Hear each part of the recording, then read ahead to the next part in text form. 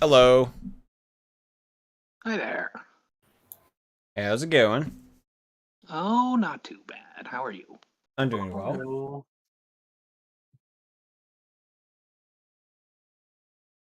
It's been a day.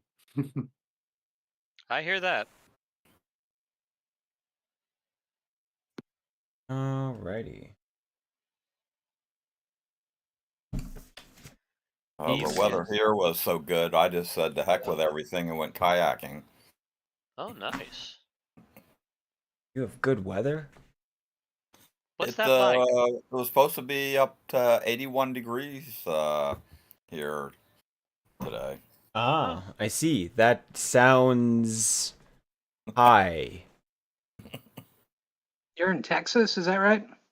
No, Virginia. No, okay. And usually in the winter the high is in the 50s. Ooh. Yeah, tomorrow for us is supposed to be -40. Where are you? We're out here in Negative Canada. 40 is insane. Okay, that helps to explain it. Yeah. We've had the most. I'm in northwest Pennsylvania, like the snowiest part of Pennsylvania, and it's been the most mild winter anyone can remember. We haven't had a real snow since Christmas. Like we It's have dustings, like just constant dustings, but none of it sticks. Like I've been able to see grass or at least almost see grass since Christmas. It's yeah. unheard of. It's only snowed like a couple times this year for us. But it just gets cold. Wow. I have a friend, actually Robert, our DM met her. She lives in Minnesota, and she says a word she uses or a phrase she uses quite often is "it's too cold to snow," because they get -20 there on a regular basis, -40 with wind chill. I think they did hit -40 natural at some point this year. Yeah, I think for us it's with wind chill. It's not just Yeah. Yeah, we got hit when all those people died in Buffalo. I'm about an hour and a half from there, and we were -41 with a wind chill, which is the coldest that I've ever experienced. I've done -40 before. We hit -41. yeah, Or at least I'm told. I it's wasn't outside in any of that shit. But some cold. It's cold. It's not fun. we have a furnace and baseboard heaters, and it was still somewhat cold in the house. Got down to like 65 when the thermostat was at 70. Like Oh it yeah, couldn't keep up. It was just yeah. running nonstop for like 3 days.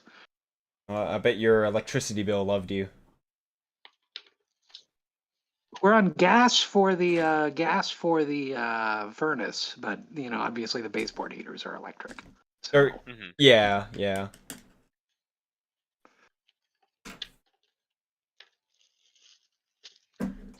Uh,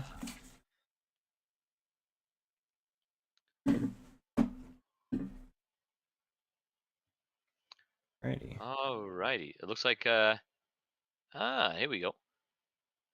Some of the initial player aids have already been posted.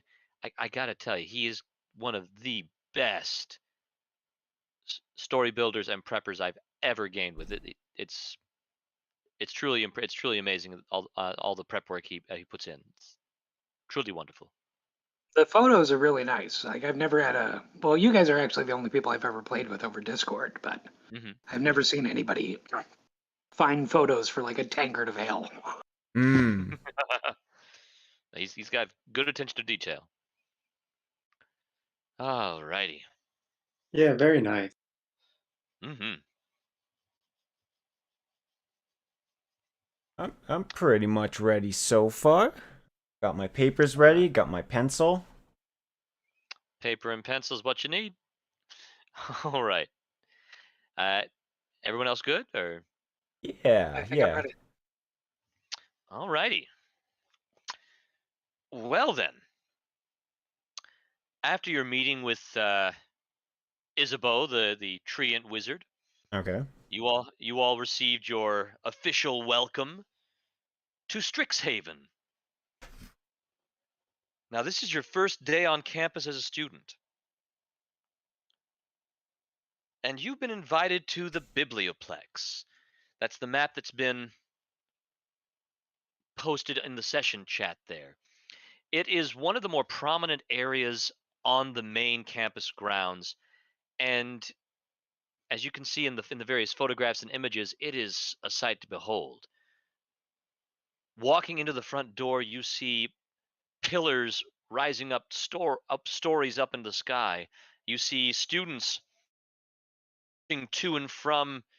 You're fairly certain that's a cafe in the back, and there's people quietly studying carols. There's look to be about the same age and wearing the same initiate robes that you are, just rustling and hustling back and forth with pieces of paper in small groups huddled together having whispered conversations. And there's in the center a large pulsating blue light in a not small really, but compared to the entirety of the building it's small, you could say. A hall in the center.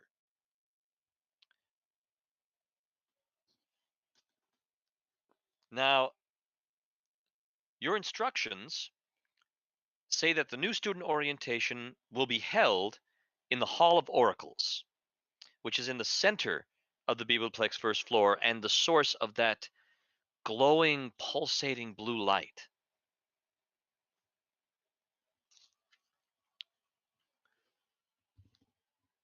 What was that? I don't think anyone said anything. Oh, okay. Sorry, I thought I heard hearing things. That's not good for the dungeon master, is it?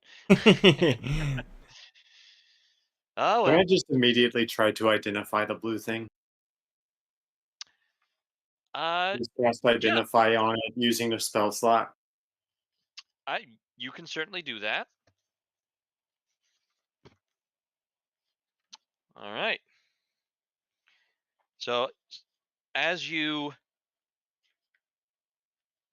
chant your incantations and weave your fingers into the requisite patterns, you feel the magic surge outward. And as it connects you to this pulsating light, you feel power. This is not some simple magic item. This is an artifact. This is a source of healing, abjuration magic. This is a source of light and illumination, divination magic. This is the heart of the Biblioplex. So it kind of has all spell types, huh? Yeah, it's a complex item, very complex item. Huh. Okay. Now, Nice. Well, I'll relay that information.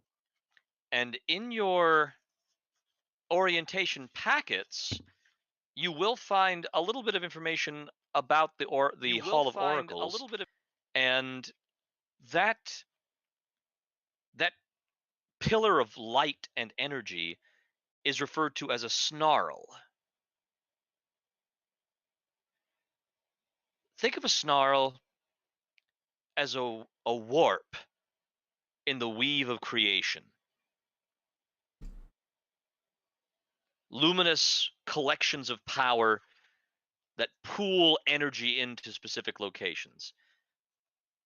The entire campus of Strixhaven, this entire miniature plane, is awash with them. In many ways, these snarls are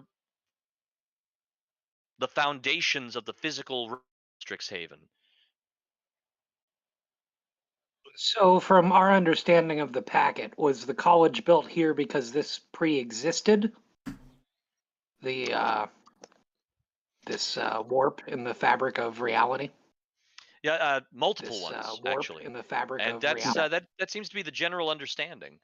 Okay. The five founding dragons Mhm. seem to have been generated because of these things and took it upon themselves to safeguard. And good, this is all in your introductory welcome to Strixhaven packet. Interesting.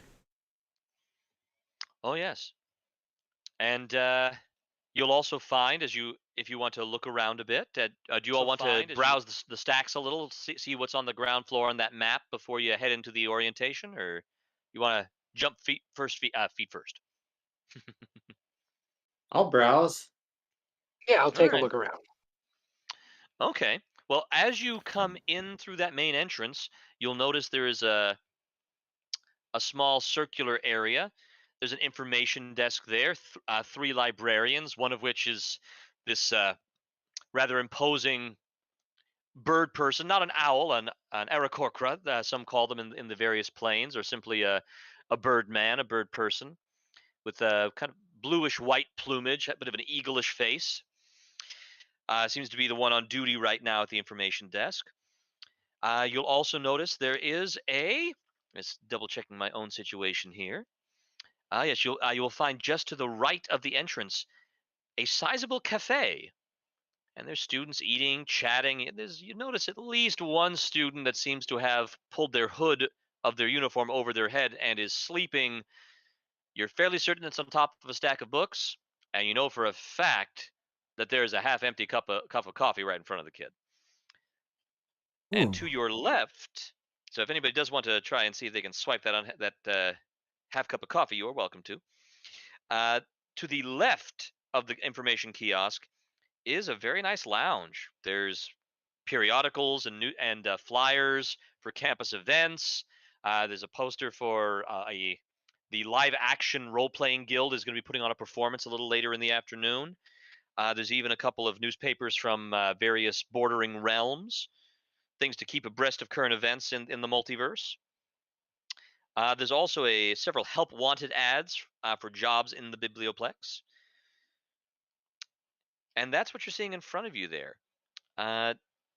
If you were to look closely at the doors and spaces just beyond both the lounge and the cafe area, you would see the cafe kitchen and the student store for buying textbooks, study materials, various things over there. And also, of course, the traditional college paraphernalia of gloves and scarves and knit sweaters and small plushy mascots, one for each college, of course. Okay. And we all have our gear on already, and we're looking like Oh yes. school students.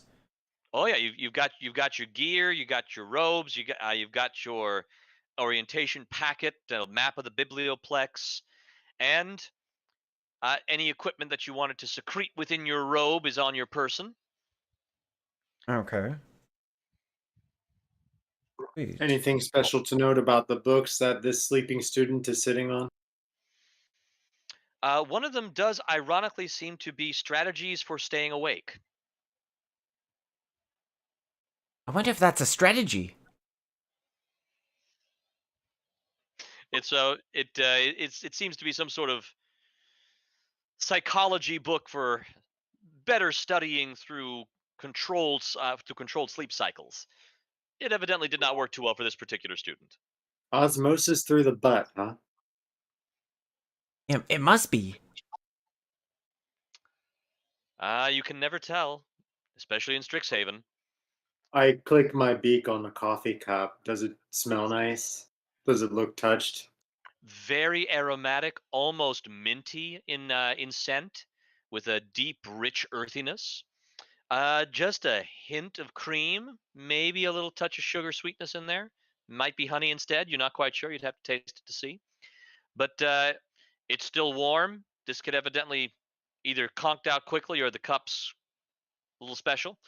But no, it's smells delicious. Very tempting, in point of fact.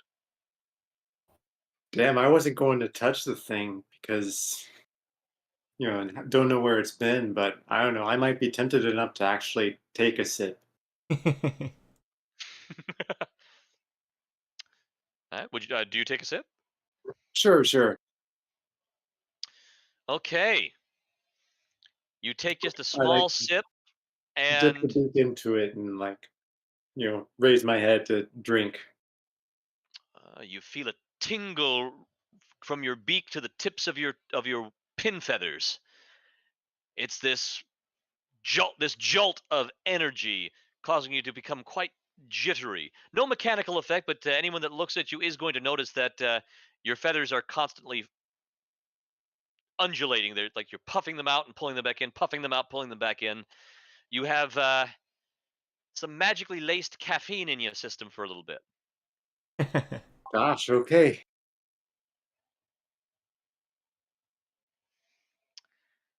Wow. Wait. Whoa. I'll like whisper to him.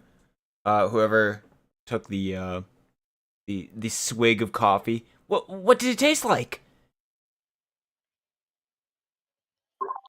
My gosh, it was delicious. I say quietly and ashamedly. And you'll notice that there's a chalkboard in front of the cafe kitchen with a list of specials and coffees and teas and other various situations. There's even a I actually do have a menu for this. Hold on. Okay. Let's see here. Ah, yes. Here we go. Yes, if you were to go into the cafe and look at that bulletin board, you would find grilled. I forgot to actually look how to pronounce some of this stuff. A variety of various creatures of various planes. There's a there is definitely a broiled basilisk burger. Ooh. There is a braised. I have no idea what that is actually, but there's also going to be a various. There's a couple of vegetarian options as well. A mushroom quiche with mushrooms from an enchanted forest, and several panini. In point of fact, what college cafe is complete without panini? Hmm. Is there anything with mammoth or any of the dinosaurs? Nothing on the menu, but won't hurt to ask. To ask if you want to pop up and ask somebody that's over there. Sure. I've never had those things. I'd like to ask whoever behind the counter. Excuse me. Do you happen to have anything with mammoth? Alrighty. Uh, well, Perchance with dinosaur? uh, a gnomish woman, looking a little bit frazzled and I balancing. peer deep behind the counter to see her. She's balancing a tray on her head and one each of her hands.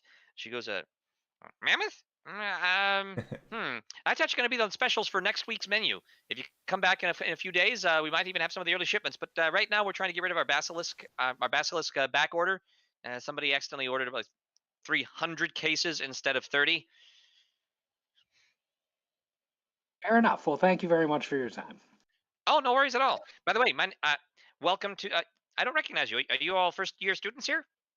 Brand new. Jack Rogers. Pleased to make your acquaintance. Jack Rogers. Pleased to meet you. Pleased to meet you.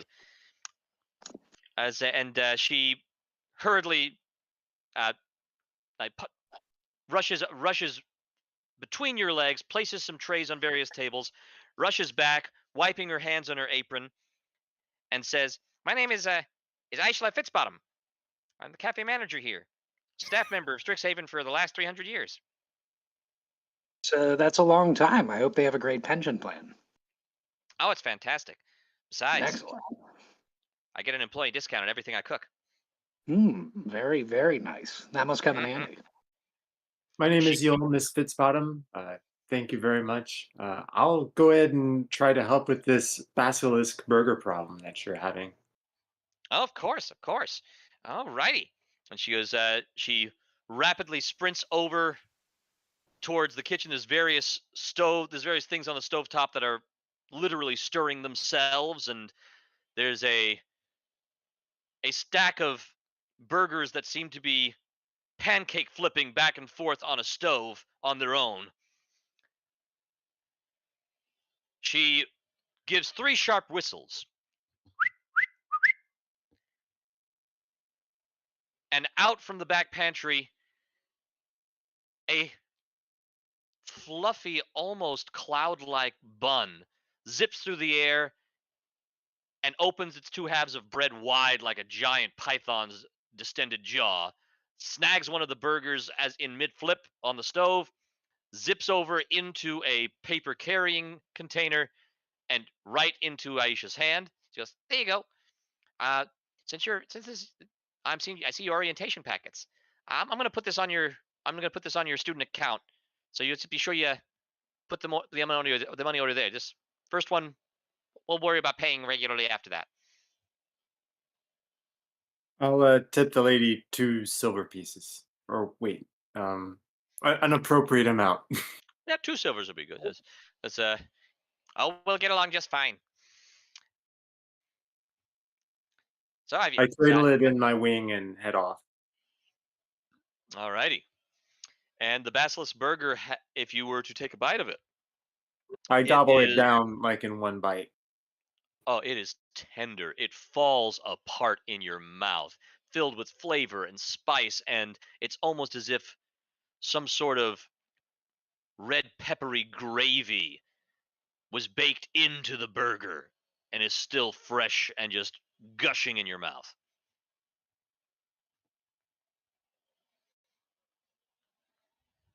I look sheepishly at my companion adventurers, wishing that I had left a bite for them to share with them. Alrighty. And you do all notice the eagle-headed individual over at the circular area between the cafe and the lounge seems to be waving you over with a feathered hand. Who's that guy? Follow. We'll go over Wander there. over, I will. Alrighty. Does it look like a student? He says to you all, "Welcome. I am Sam. I am one of the librarians and keepers of the ways here. I see you are new arrivals. Do you have any questions about the school? I must be sure that you are instructed in the proper etiquettes because it is the Strixhaven way." Well, what should we know about the etiquettes to start with? Well, as in any mundane library, you must be very careful with the books, especially since some of them to be rather vengeful if you mishandle them. Secondly, be sure Yo, all library fines are doing paid some in wrap full up. before you Hey, check it's out all good, something new. bud. Hope you're doing well. Thirdly, Oh wait, dude, I honestly didn't please notice. do not Thank you go for skinny stepping in the snarl. the I don't know how to talk. Are there any stories about the snarl Thank you for the raid. you're drawing from in this case? An unpleasant expulsion 5 years ago. So this isn't I a see. frequent occurrence that we can look forward to. No, not at all. Not at all. That is not the Strixhaven way. No. No, no. The snarls are sources of most potent magic and very precious to this entire school system. No, So the this is incident was the result of a poor decision made after far too much imported fire ale. Happened physically to whoever went skinny dipping in the snarl. It was to his benefit that it was the snarl here in the library, in the bibliothèque. Other snarls outside the biblioplex are not so accommodating. Understandable. Wait, you could swim in the magic thingy? Not in reality, no. The aperture is far too small. Oh, Did it affect this planar space when he swam in the snarl? It is generous to call it swimming, because in truth, he attempted to dive in, and one of his legs and arms got stuck. He was simply floundering and flailing like a beached whale. I see. What happens to the space if the snarl is damaged? He blinks as only an eagle can. He says, "The snarls cannot fail. They are Strixhaven. Strixhaven is the snarls." I see. I see. yeah. Today By the way, you we're mentioned vengeful books. Which ones do we need to be aware of in particular? Which ones are the most vengeful? Yeah, we're doing some Strixhaven today, He guys. ponders slightly, and he says, "Well, the books of the main stacks are generally safe, but do not antagonize the Clockwork Archivists. They will not take it kindly if you try to misfile a book. What do they look like? Well, they're made of clockwork. So The books are? the clocks? No, they are. They appear to be. And hold on, I think. Oh, I heard a.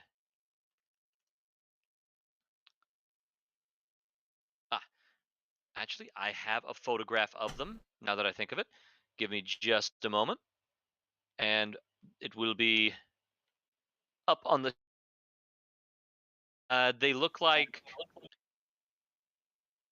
not quite androids, but metal golem-esque, but instead of feet, their robed lower bodies just meld into a Segway of sorts. My head circles in the air as I look at them. Can I talk to them? Yeah, they're large. They're quite large. They're hard to miss. But yes, you may certainly attempt to talk with them. I guess I'm asking this question to the librarian. Oh, what's his Oh, name? What's your name, by the way, sir? I am Sam. I am Yol. Pleasure to meet you. Likewise, it is good to have new blood at Strixhaven. Every year, new students arrive, and it is the Strixhaven way to enjoy all are welcome and safe.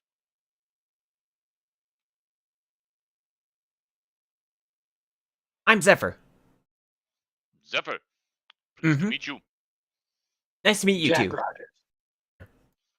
Mr. Rogers, good to meet you. I trust you are here for orientation. I am indeed, yes. So they tell me. Ah, it is a grand tradition, the Strixhaven way. As you can tell, he's fond of saying things are the Strixhaven way. But, and here we go. This, if you go to the session chat, is what the Clockwork Archivist looks like. All right. I tried to walk up to it and talk to it. What, are we in the library? I thought we were in the lunch area place. Oh, that's at the very front of the library. Oh, okay. Yeah, that's if you take a look at the Biblioplex map in the session chat, the place you're in right now is that first small circle as you go inside that main rotunda area. So you got if you were to walk past that, you can see the snarl glowing blue straight back, and on either side of the main stacks, just moving throughout the main stacks are these just not even making a squeak or a hum, just soundlessly gliding through the stacks, placing books back in shelf, taking books out and putting them onto like small shelves that emerge out of their shoulders and back so they can take them to a student that's requested them in their study carrels. Oh. Okay, that makes sense. Are there any arcanists that are behaving strangely, like they're carrying something different from the others? Make a perception check for me. Crap, I forget my modifiers here. That's perception's is a wisdom roll. So are you trained? Are you proficient in perception? Yeah, I have proficiency. All right. So that would because you're second level, you'd have a +2 from proficiency. Do you know what your wisdom modifier is or wisdom score?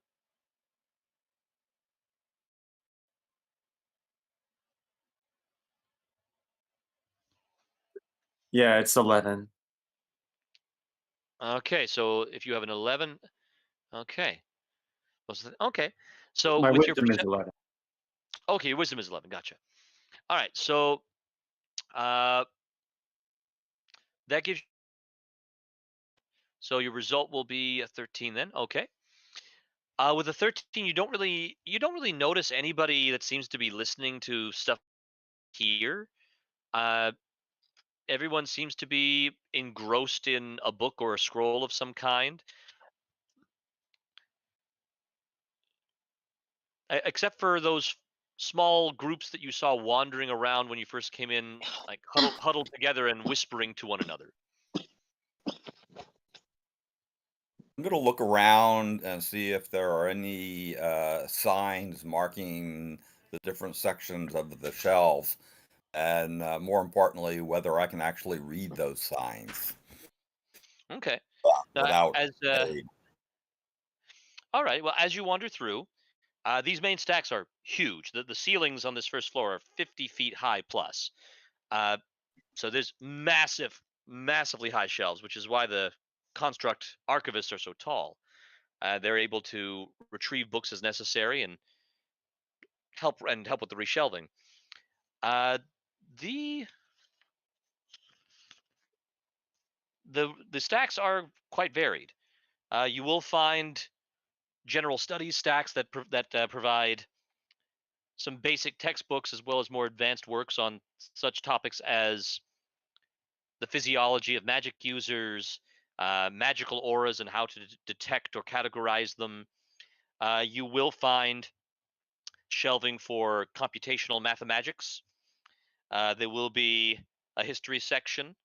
There is a science section that seems to be a mix of not just mundane botany or life sciences, but also uh, aberrations and monstrosities and their variant biologies. You will find an art section as well as a section labeled archaeomancy. It's quite varied. I'll head to archaeomancy and see if I see anything interesting. Okay.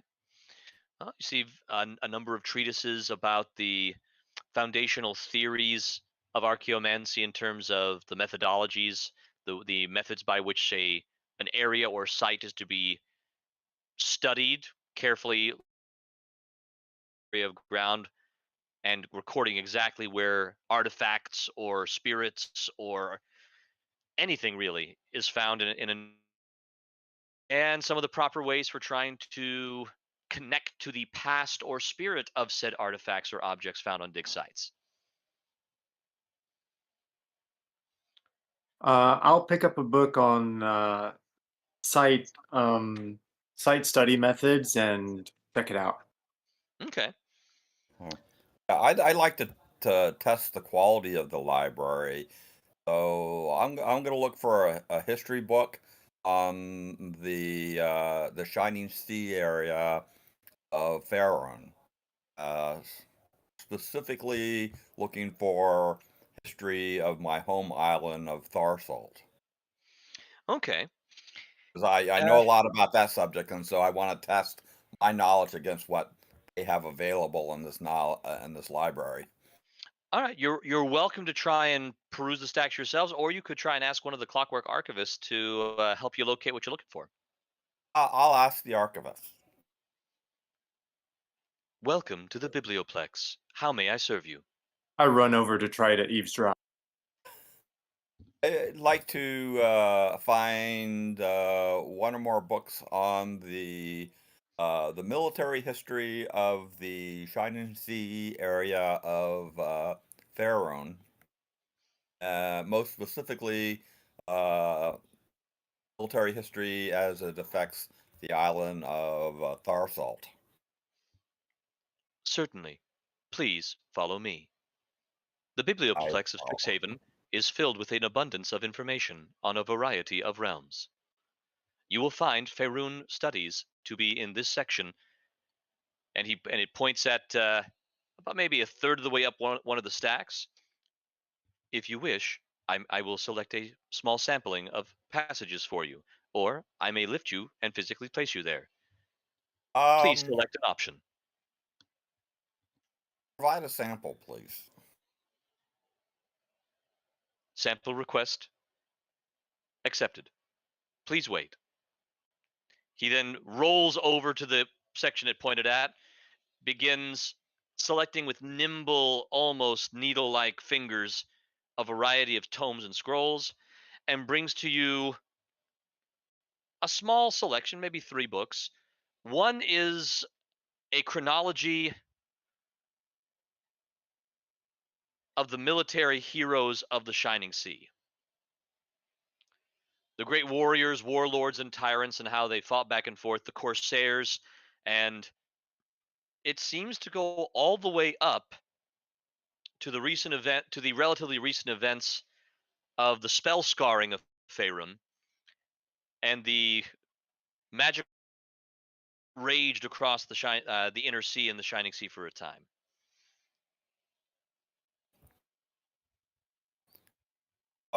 Specifically, I marked the location of where he got the books from, so that I could find them again on my own.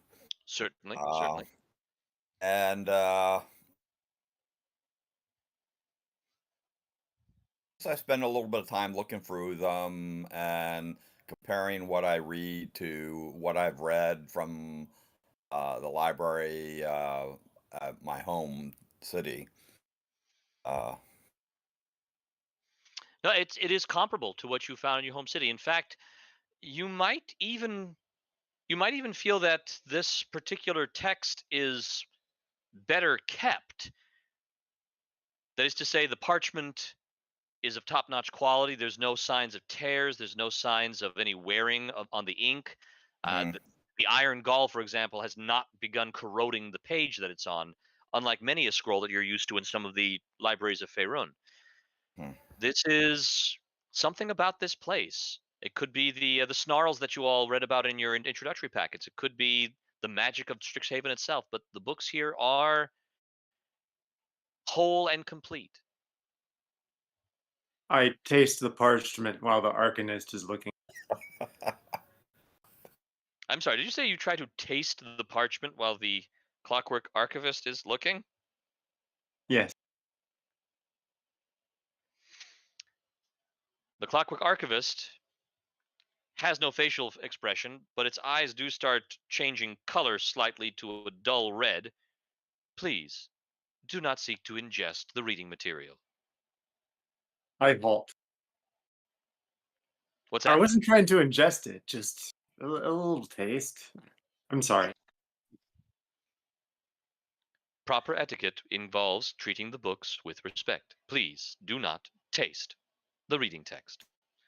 Can you tell anything about the source of the vellum used for the that particular text? Was it sheep or cow or anything like Can I? that? Did I get a taste? Or did he stop me before I tasted? Oh, he stopped you before you got before you got a good enough Oh, taste to tell okay. anything about it. No, Yeah. this automaton takes its job very seriously. Yeah, I was And just assuming that if he was making the attempt, he was going to get something out of it. now, as the construct chastises you for attempting to sample some of the wares, you hear a derisive snort from behind you. Was that Sam? No, if you turn around, you would find 2 sun elf students in robes similar to yours, but bearing the distinct black and white markings of Silverquill, taking just a look at you. And which of you tried to lick the book, by the way? That was me, Yoel. Okay, all right. Well, these 2 sun elves, a male and a female, they turn to one another and begin talking about you all as if you're not really there. Would you look at that, dear sister? The featherhead is attempting to enjoy our fine, delicate vellums. What can one expect from lowborn? Now, brother, that's not entirely fair. For all we know, its keeper didn't feed it properly this morning.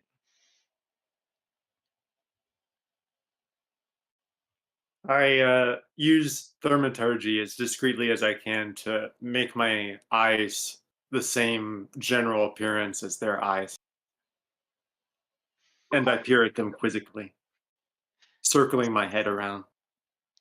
Oh, brother, Oh, look! It thinks it's people.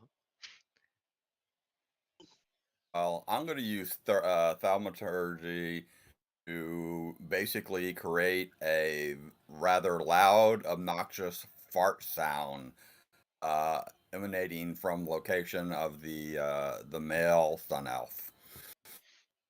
Okay. All right. What's your spell save DC? I'm going to see if this guy can avoid getting embarrassed here. What am I looking for? Basically, whenever you now this is something you would not usually use this for thaumaturgy, but this is humorous. It amuses me. Um, a spell save DC. If you cast a spell that someone has to make a saving throw to avoid or minimize effects from it, the number they have to meet or beat in their saving roll is equal to your spell casting modifier and your proficiency bonus. Oh, sorry, no, your spell binding modifier, uh, your proficiency bonus, and the number 8, if I recall that correctly. Wait, Um, yeah, that feels right. and I'm not sure where I get all that from.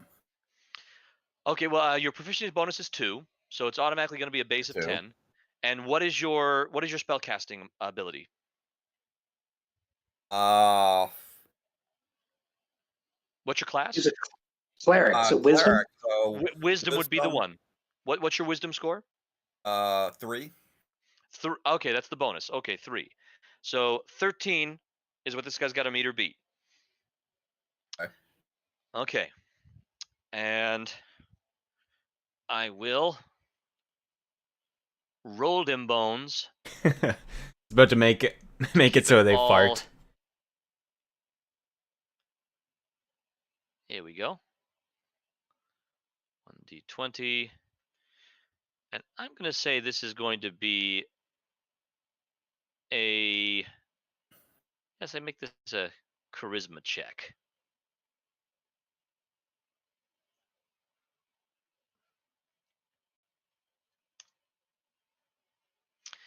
Ooh. All right. He is proficient with charisma saving throws, and he does succeed. He narrows his eyes at the lot of you, and the sound does not go unnoticed. A number of the students that you had seen sort of hustling in small groups around the library with pieces of paper, some of them stop and kind of snicker a little bit at this rather haughty sun elf. And the sun elf says, "Well, remarkable. You have some modicum of talent. I suppose the standards haven't been lowered that far. Still, orientation isn't over yet." So In while all fact, that's going on, is it fair to say that the elves are distracted?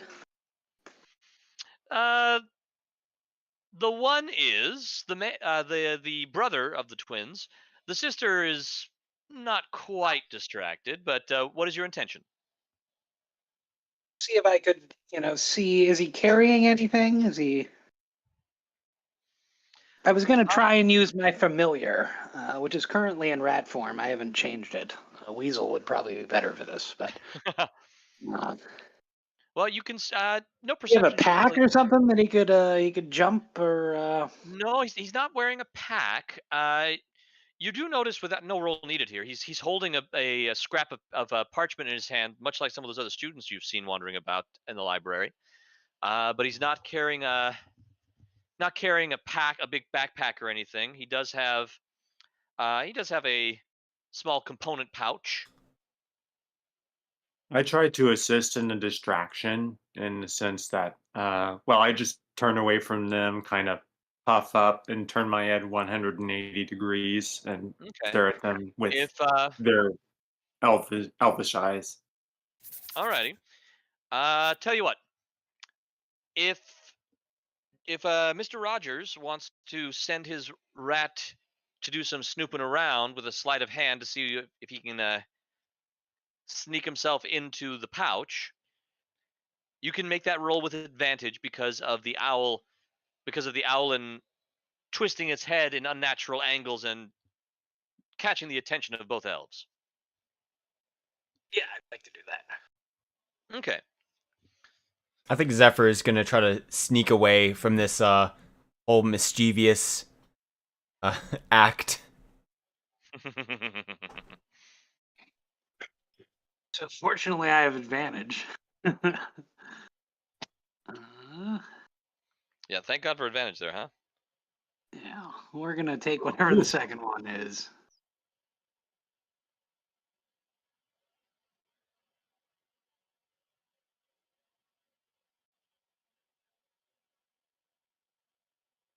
And then I don't think a rat has anything that yeah. There's got to be The some only kind of thing that could potentially bonus. help is if there's something in there that's very smelly, perhaps the rat could identify it easier. He has keen smell. Nothing in there is particularly smelly. Uh, not that he can find. What he does find inside the pouch, however, he does find. Let me make sure I have this right. He does find a small potion bottle. It's still filled with potion, but the rat would have no way of really knowing what type of potion it is. So there's just a potion bottle. Yep, it's a full potion bottle. And is the rat strong enough to carry it? He would not be able to get it out of the pouch and get himself down with any grace. Okay. Can he chew? Or can he? How is the pouch concealed? Or I'm sorry, how is the pouch closed? Like, is Oh, there like a leather buckle, or is it just kind of open? It's. Have you guys ever seen the old John Wayne movies? Nope. Some of them. Okay. Uh, back in the 1860s, many an officer in various sides of the Civil War would have a holster, and there would be a flap that would close over the holster so that the gun wouldn't fall out when you were riding your horse. This That's kind of what I pouch, was thinking, like just like a buckle sort of thing. yes. Okay. Can the rat undo the buckle? Make a sleight of hand check with disadvantage because of lack of opposable thumbs.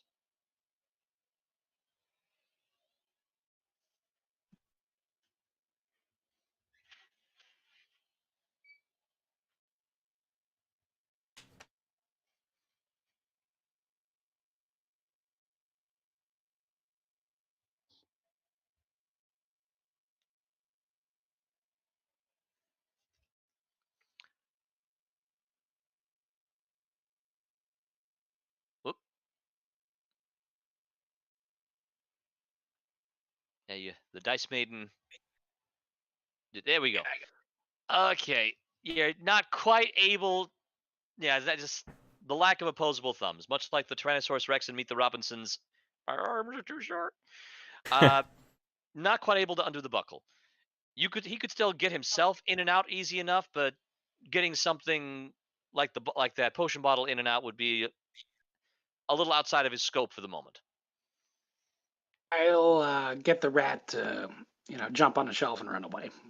Okay, Climb up my pant leg when he gets close to me. fair enough. Fair enough. Uh, these two elves sneer at you all, and the man says,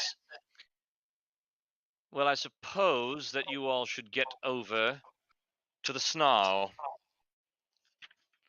The Hall of the Oracles is where all of the introductions are supposed to be made, and you are late. And by the way, our name is Nefario." It's a little on the nose. I'll yell out from the distance wherever I am now as I say, "Who asked?" Oh, one does not need to be asked. One should know one's betters. Now, if you'll excuse me, my sister and I have to complete our task. You mustn't keep the the orientation waiting, after all. Ta, goodbye, all of you silly commoners, says the young lady as she follows her twin brother. I immediately dismiss thaumaturgy and ruffle my feathers. Ah, yes. And if you all were to turn towards the Hall of Oracles, and you see where it's glowing blue on the map there, you would see a few other groups coming out, including uh, a couple of sun elves also dressed up in silver quill, about 3 or 4 of them, and they seem to be grinning from ear to ear about something, and they do make a beeline for the Nefario siblings. But there is another group of students going in to that same Hall of Oracles at the same time. And orientation is getting on. I will go to orientation. Just passively in the background, I'll sort of send my rat after those sun elves, though, just to see if we can overhear anything while orientation is going on. Okay, will do. Rat drone it is.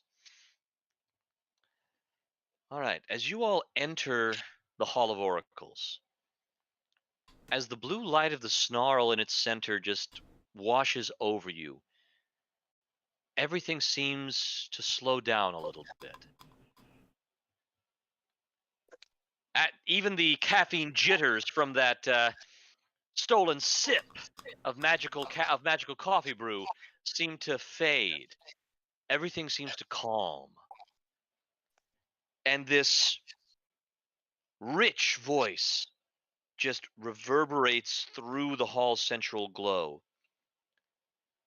Your attention, please. As you are now Strixhaven University students, this storied biblioplex will be your second home for research, studies, and even leisure. There is just one task to accomplish before you officially embark on your academic journey: a scavenger hunt. The rules are simple. Each clue on this list, and a piece of paper appears magically in each of your hands, will lead you to a different location in the biblioplex. Simply travel to the area each clue references and perform the action the clue suggests. Time is of the essence. You will have only until the end of the day to finish your hunt. Solve as many clues as you can, because at each location you may win a prize. Now then, off you go. And the clues have been posted in the session chat.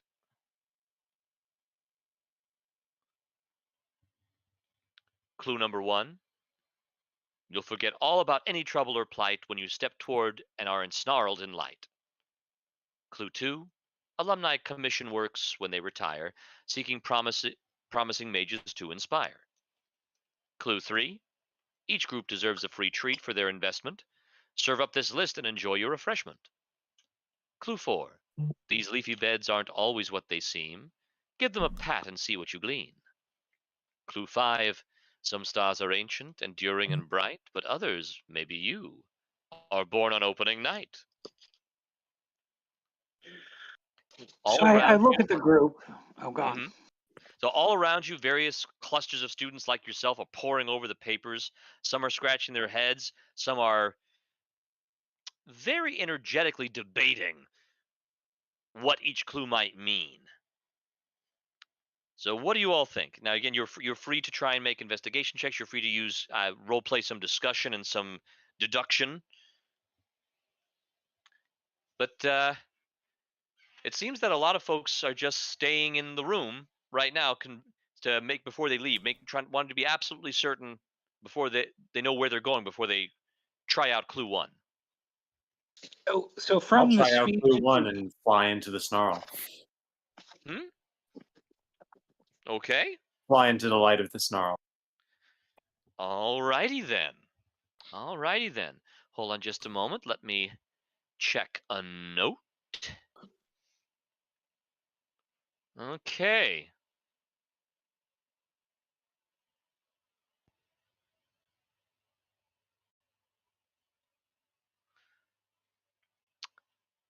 Now, as you fly into the light and dip your limbs into the glowing pool at its base, two things are going to happen.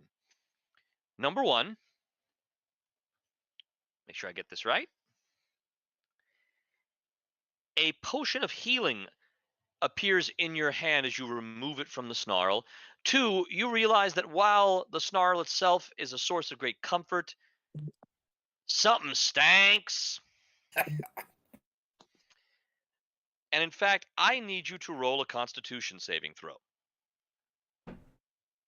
That's a D20 plus your Constitution bonus. And if your character class gives you proficiency in Constitution saves, then you can add your proficiency bonus.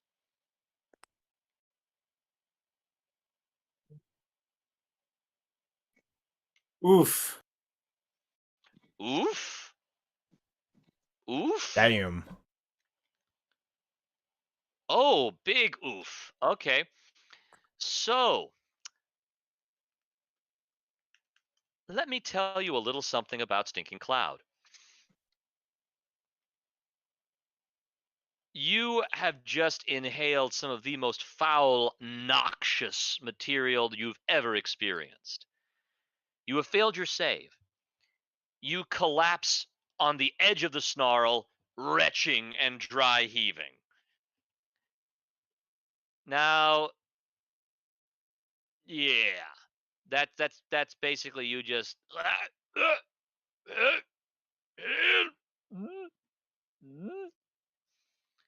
And if you all look closely, it's hard to tell really with the light of the snarl, but there's a vague yellowish haze. It's like a big fart cloud. Oh yes, it's basically the magical equivalent of a stink bomb. It's not going to hurt you, but you don't feel good when you're in it. Yeah, I said that in character to the party. Is it Okay. affecting anyone else? No one else has yet tried to enter the snarl in your particular group. I'd like to, sort of cover my nose and try to drag him out of the cloud. Okay. Because you're taking the step to cover your nose, yeah, no need to make a roll here. But yeah, as soon as he leaves the cloud, the nausea fades. You can breathe again without feeling the need to turn your stomach inside out. And you have in your hand a potion. And it's labeled Potion of Healing. I do, or he does. He's the one that did it. Yeah, so. he's got it in his hands. Sorry. Okay. I think I know group clue 3. So I'm going to run off and talk to that little gnome lady and show her the list and see if she knows the one in the cafe. Now, Anything about it. one of the other initiates says, as she sees you about to leave, says, "Oh, you should probably stick with your team because that way you can all get the benefits together." Each group, yeah. Okay. So I look at the 'Cause, group and I say, like, this has got to be about the gnome lady. A free treat for your investment. yeah, you all did Enjoy browse your the cafe on your refreshments. way in. Yeah. There's only one place around that's serving refreshments around here. Mm-hmm. I think we should go talk to the gnome. Now, only one of you has actually put their hand into the snarl. Oh. I will also try to like cover my nose or whatever and fly in and try to grab whatever I can. Okay. You dip your your claws into the pool at the bottom of the snarl, and a potion of healing materializes in your grasp. In fact, every one of you that reaches into the snarl and braves the noxious fumes is going to be rewarded with a potion of healing. Sweet. Alright, after I see everyone else doing it and it's obviously safe, I will follow suit. Same here. Now, by this point, the ventilation has started to disperse the cloud. Largely harmless, just disgusting. Utterly disgusting. I ruffle my feathers and follow Adonmarn to the cafeteria. Okay. And while we walk towards the cafeteria, I'm gonna whisper that I think Clue 5 refers to the lounge. Might want to try that next. Okay. Alrighty. So as you go to the Biblioplex Cafe, you see the gnome that you bought the Basilisk Burger from, Aishla Fitzbottom, busily trying to manage the counter there. Now, what do you all tell her? Well, hey there. I came by earlier, and I'm really looking forward to those mammoth burgers next week. Hello, But Miss Fitzbottom. Oh, absolutely. Don't forget to come back next week for those. any chance you know anything about this this here list? Refreshment, free treat. Tell you what, come back behind the counter and help me quickly restock some of the sandwiches and baked goods over here. I've got a couple of modified handy haversacks. Absolutely, ma'am. At your service. Oh, nice. Yeah. Yeah, if I can help you out, but I've got to make sure all this stuff gets restocked on the shelves. You know how hungry students get. That I do. I don't actually know Right. that, but I tell her that. Now, Well, that's it's clever it came. the sheer quantity of stuff that she's pulling out of these haversacks and handing to you. It almost becomes like a sea of projectile, like cream buns and pastries and croissants and treats. So I'm gonna need everyone to make a dexterity check for me, just to make sure you don't drop anything. Oh, I throw up a mage hand to catch anything under 10 pounds or under. And Okay. I'm not sure everyone would like this, but I'll have the rat help too. Everything's packaged. So it's okay. He won't be directly touching. Okay. All right. Well done, Yoel.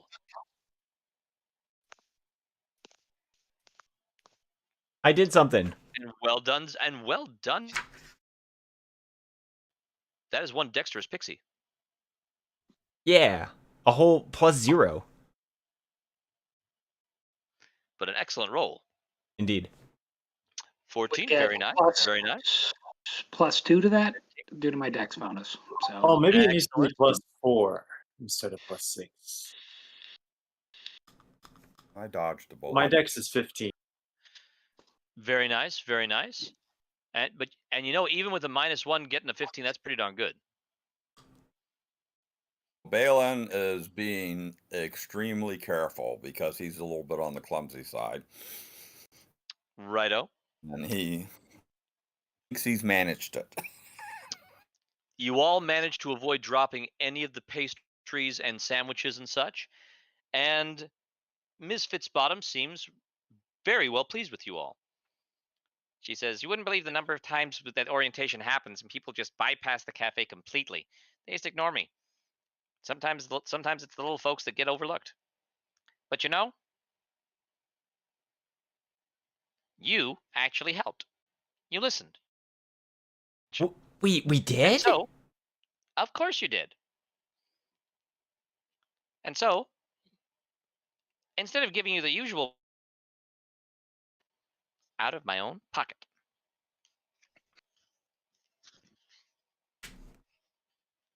Can you say that again? You cut out a tiny bit there at the end. Sorry, I'm going to give you something out of my own pocket. Because I like your moxie. You got gumption. Thank you, Miss Fitzbottom. All right, and she is going to give each of you a random trinket. Now there is a chart for this, so hold on just a second. I'm going to pull that up. Here we go. Random trinkets. Okay. That'll be on page 38 there.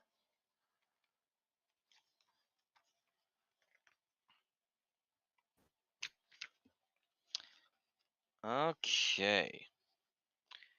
So let's see here. Yes. Yes, this will be quite nice. All right. Can I have each of you please roll 1, 2, 3, 4, 5, 6. A 10. Roll a d10. 1d10. Okay. Okay.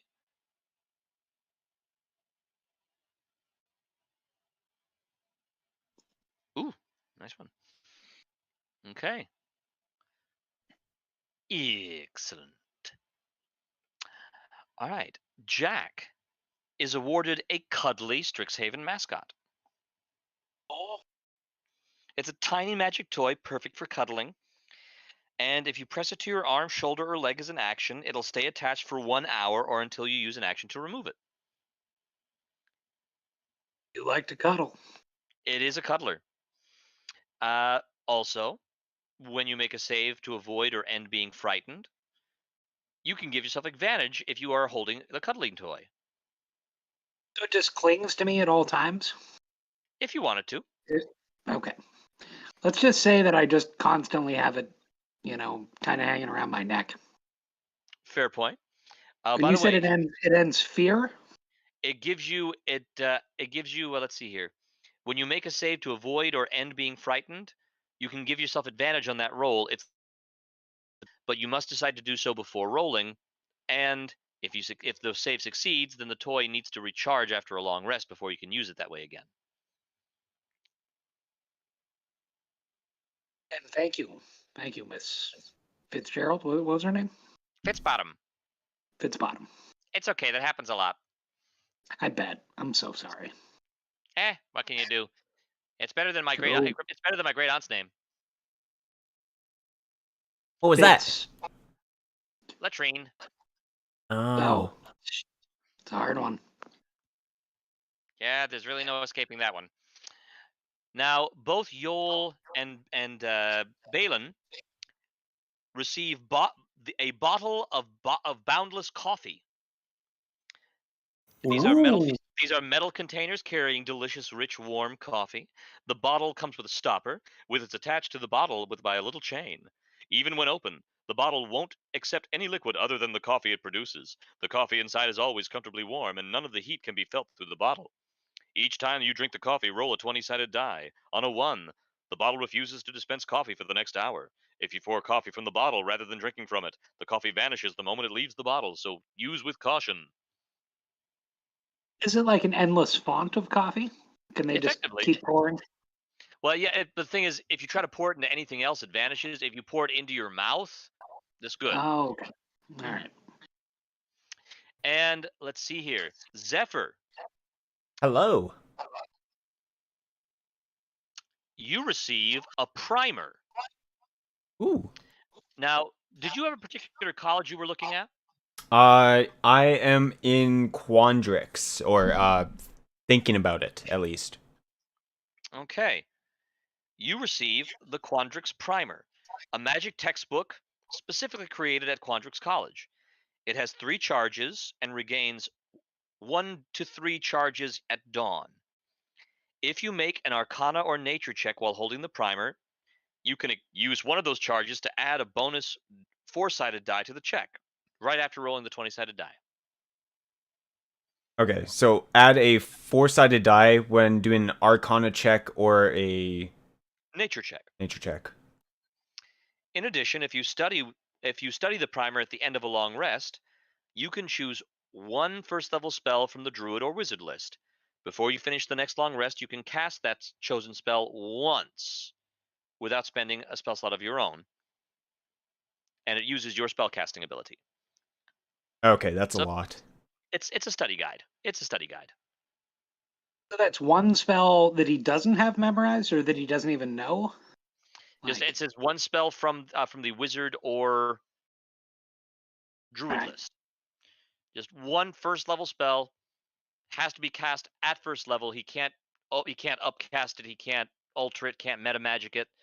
It just and he has to be holding the book, and he has to have studied the book in the previous rest. So it's basically one of those quadratic formula cheat sheets. Let's Nifty. eat all the cheese. That's probably the best item that any of us got. Like that is.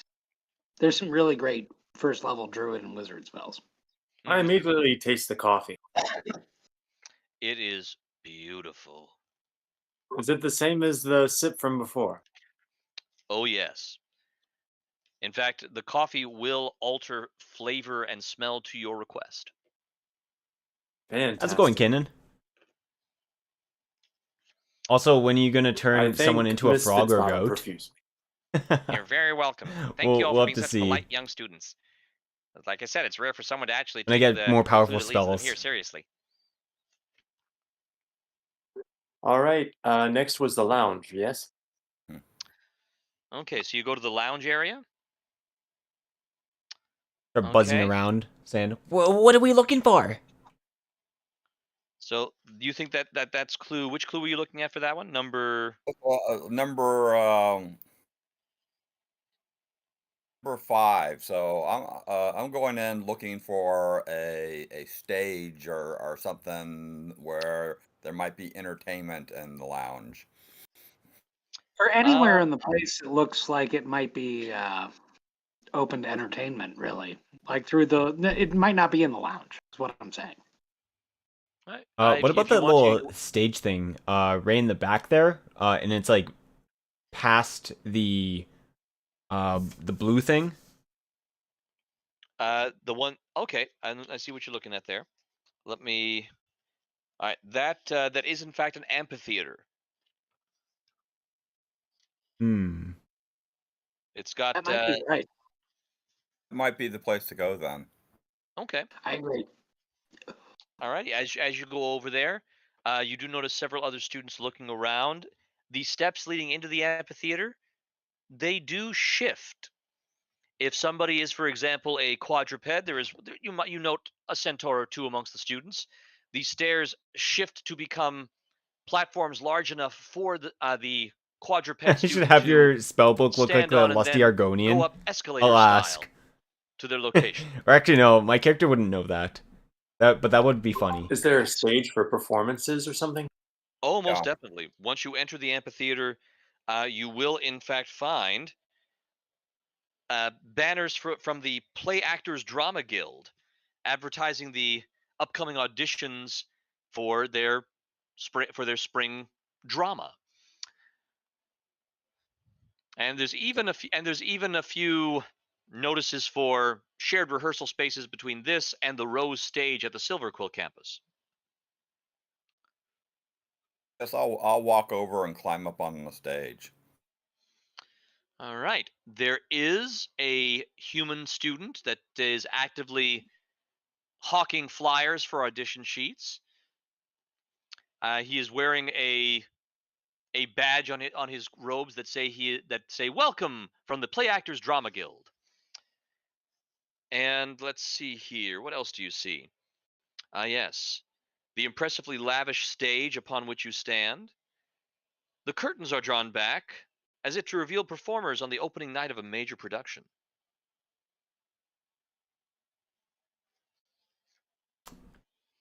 Now, remember, the clue includes not just a location, but something you're supposed to do. Some stars are ancient, enduring, and bright, but We're others, supposed to maybe perform, you.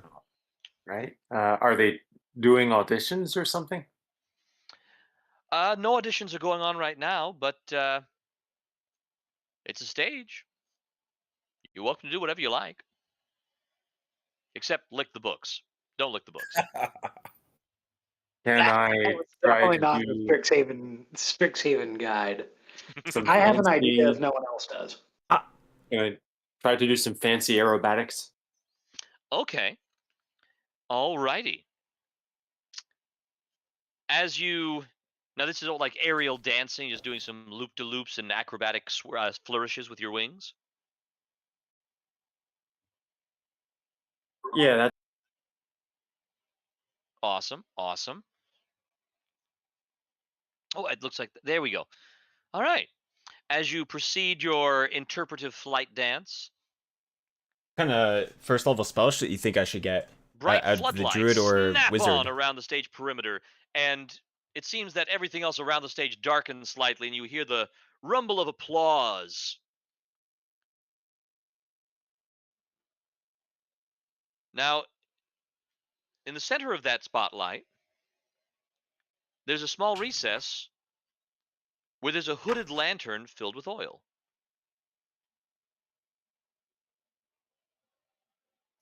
I peer at it, pick it up. Does it seem magical? I guess I don't have detect magic or anything. Well, it's I it's take it's the one of lamp. it's one of the it's one of the prizes. It is one of the prizes. It is a lantern that will, once you light it, it will stay lit. Nice. Well, I'll pick it Effectively, a up and magical Take all flashlight of wizard sorts. spells. stow it in my pack. I can only take one Okay. extra right now. Again, much like with the potions over at the Snarl and with the gifts from the cafe, anyone that wants to participate is going to benefit from gaining one of these lanterns. I would only request that you describe what sort of performance you're doing. As Yol did aerial acrobatics, you're welcome to do anything from recitation to musical performance to belching out an epic, and I mean that quite literally. Okay. Yeah, Fairy jokes. I'm proficient in cards. So I do some flying waterfall shuffles. I do a little bit of sleight of Okay. hand, maybe a little bit of close up card manipulation sort of tricks. Bring in Vegas to Strixhaven. All right. Okay. All right. Absolutely.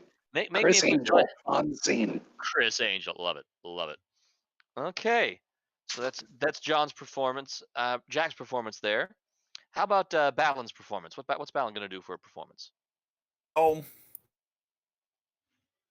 he went to a rather seedy bar while he was serving away from Then take his the most home, useless. and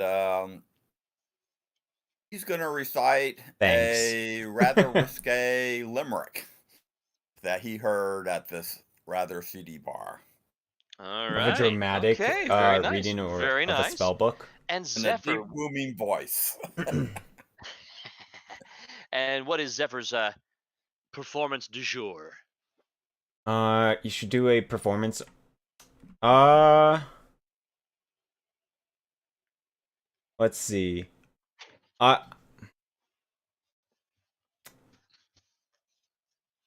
I think I don't. I was quickly looking up like a joke or two, but I think he wants to tell a joke about sprites or something like yeah, some type of joke that would be funny, like trying to be a comedian. Mm-hmm. Okay. All right. Pull a little Seinfeld situation on here. All right. Very nice. Very nice. All right. Because all of you were willing to give it a go, those magical floodlights and applause do reveal for each of you a hooded lantern. Okay. Hooded Fantastic. lantern. Oh yes, it's rather than a lantern that is glass on all sides and thus sends out a wave of light in all directions, this lantern is directed light. Not unlike ye olde flashlight. Mm-hmm. Mm-hmm. Oh yes. So the second clue could be referring to the art. There was a stack of books for artistry or something, Oh, or there's definitely a section of the main stacks on history and technique of arts. Um, there's also, an artist club of some sort, right? yep, there's definitely an artist club. If you want to, you are welcome to go back to the information kiosk and ask Sam the Eagle if there. And yes, I did intentionally design that person after Sam the Eagle from the Muppets, to see if there's any particular areas in addition to those stacks that would be Guys, artistic I found a related, good or if the joke. art clubs are in any particular location. Alchemical cooking guide. So I found a joke, and this is what I say. Uh, I'll ask everyone. What's a full party made? Oh wait. What is a full party made of? A entirely of an orc band. I don't know. What is it? An orchestra. Once again, the floodlights come on. There's rent and there's clapping. Yeah. All right. That's my I little applaud. joke. Awesome. With flapping my silent feathers. Okay. So, yeah, if you want to Join find the out cooking club. about Hell yeah, specific brother. locations of art books and specific locations of the art club or whatnot, uh, you could always go back to the information kiosk and ask Sam. You could see if the Clockwork archivists might have any information for you. Whatever you choose. I guess we shall ask Sam. Hello, Hello, my Sam. young friends. Welcome back. I see you are participating in the scavenger hunt. This is the Strixhaven way. Is every way the Strixhaven way? It is the only way. Ooh. And be a thug. Join a Indeed, cooking Sam, club. indeed. Would you be able to direct us to some manner of artistic club that's recruiting? Artistic club. Well, we have several fine clubs of artistry in the campus, and then this is of course, a top-tier interdimensional school. You guys think I should There join a cooking is. club? Let me see. He then pulls out his own map. There is the Student Activity Center, with many of our clubs and organizations having representation. There is the Student and Alumni Art Gallery. There is, if you go to the main stacks, the constructs can also take you to those delightful locations where art books can be found. An art gallery. Which one of those is here at the Biblioplex? They are all here in the Biblioplex.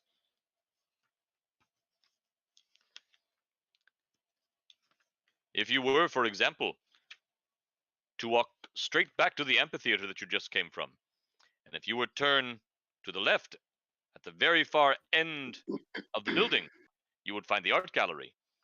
If you were to turn to the right and go to the very far end there, you would find the Students' Activity Center, right next to the Student Council Hall. Works when they retire, seeking promising mages to inspire. I guess we should go to the art gallery first. Okay. Thank you, Sam. All right. You are welcome. It is the Strixhaven way to assist all students. Yes, I may have watched The Muppet Christmas Carol far too many times as a child. Should join Lovely a stuff. dance club. Oh, indeed. Indeed. Start doing some breakdancing. Now, in the art gallery, you can definitely tell that Prismari has a strong presence here. There's a lot of beautiful, Breakdancing wizard. shimmering, just kaleidoscopes of color. Dancing In wizard. various shapes and pixie. forms.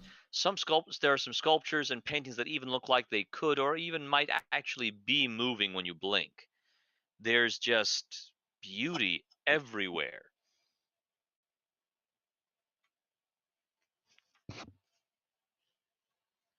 Oh, this is probably number 2. And you, in fact, see 3 students with Prismari coloring on their robes, doing some light cleaning around the gallery and taking some notes on the statues. And they're not involved in the scavenger hunt. They seem just to be older pledge mages. There's look at that, there's also a small gathering of students under a banner called the Distinguished Society of Fine Artists, The and they dark seem to wizard be path. debating the eternal question: but is it art? The subject of their conversation appears to be a single wooden step stool leading up to what appears to be a glowing crystal with an on-off rune switch.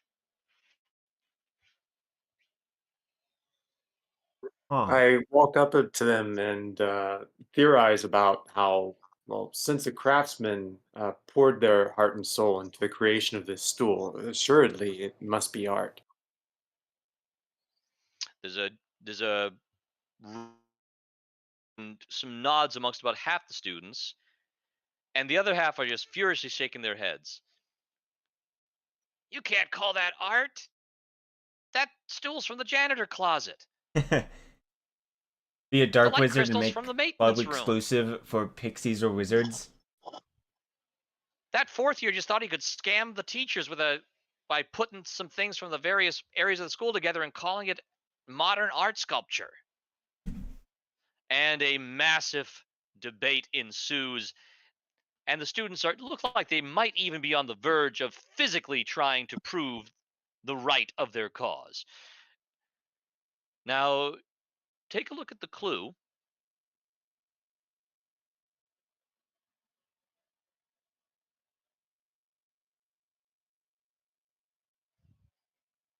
That was going to be my question for you a short time ago. Looking at the various pieces of art, is there any tags on it that suggests that someone had bought the art? Okay, so you're looking to see about that a work meant to inspire. Should agree with the Because wizards it about says the step alumni stool being set commission, so art. someone looking to see if someone had there's any evidence that someone commissioned a particular piece of art, and if it was, then is the name of the person who commissioned it anywhere near the piece of art? Okay, very good question. As you look around, can I have everybody make either an investigation or perception check for me? Either one. Investigation if you want to use your intelligence, perception if you want to use your wisdom.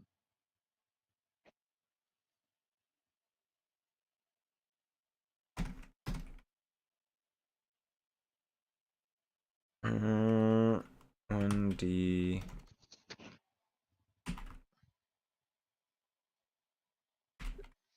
That is an investigation.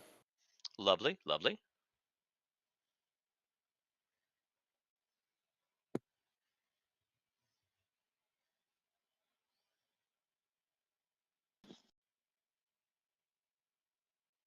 Perception.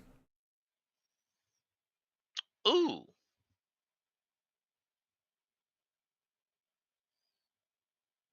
Just started college about being a wizard.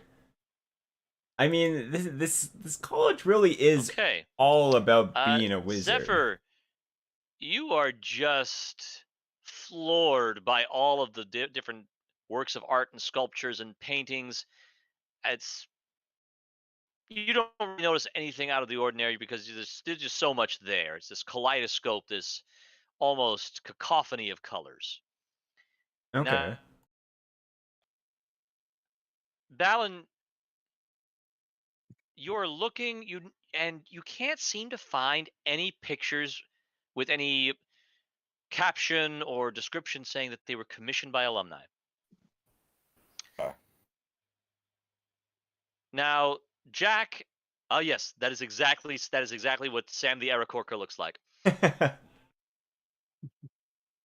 It's Now, time to start the music. barrels of fun. Oh, what do you know? Fork in the road. I don't believe it.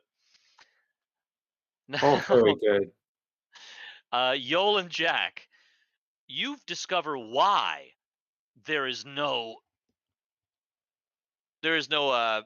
plaque or any photograph or painting or whatnot depicting alumni. There's a random blank wall in the middle of the art gallery. And unlike the step stool with the light crystal, and that's a specific reference to Yoko Ono's artwork that John Lennon first noticed, resulting in her meeting him, there's nothing to indicate that the blank wall is meant to be modern art. It's just a blank wall.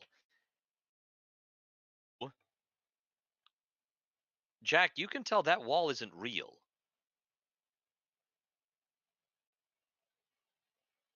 Oh, Walk through it. The wall is an illusion. If you all were to walk into the wall, you would find a painting of older wizards and sorcerers and other spellcrafters wearing the robes of college prismari. And it would say in the plaque underneath, at Strixhaven, we were all inspired. Below that plaque, there's a small lever. Any of you that wish may lay hands upon the lever and flip the switch. I wish. Who else is going to join in? I'll Yeah. let you do the honors. I'll join in. Well, I'll join in. Yeah. All right. As you all jointly pull the lever, 4 Strixhaven pennants appear, one for each of you. And the pennants What's a pennant? between the symbols of the various 5 colleges. What is that? Now, when you claim your pennant, it will show the symbol of the college you are currently considering joining, and will shed bright light in a 10-foot radius and dim light for an additional 10 feet in the colors of the college.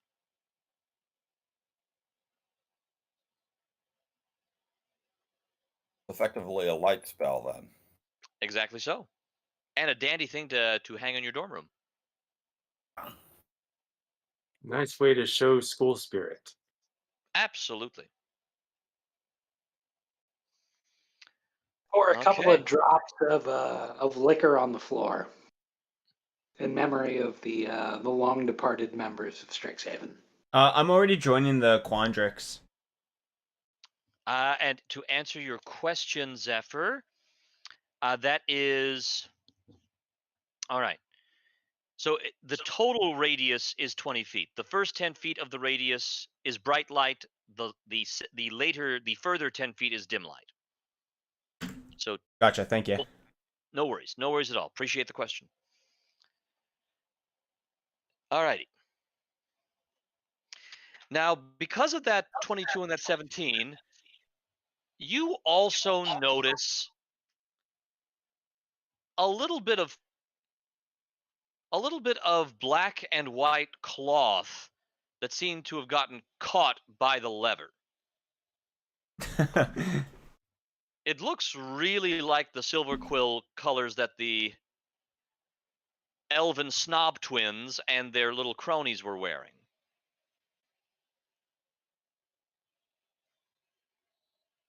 Could you repeat that? What was that?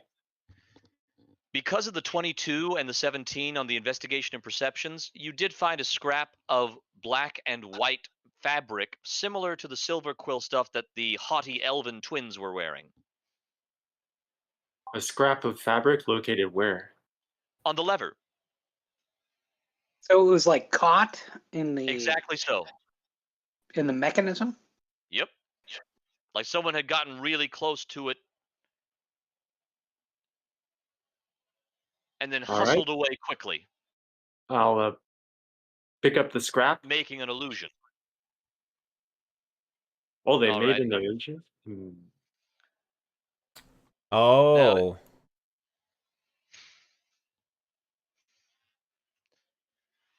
I, for one, do not understand what he's getting at here. So if anyone can enlighten me.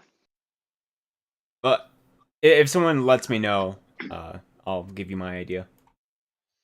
Yeah, I'll announce my findings. My idea is there wasn't actually supposed to be an illusion here. Someone wanted to hide the last clue. Or, well, hide this clue. Is there any way for us to dispel the illusion?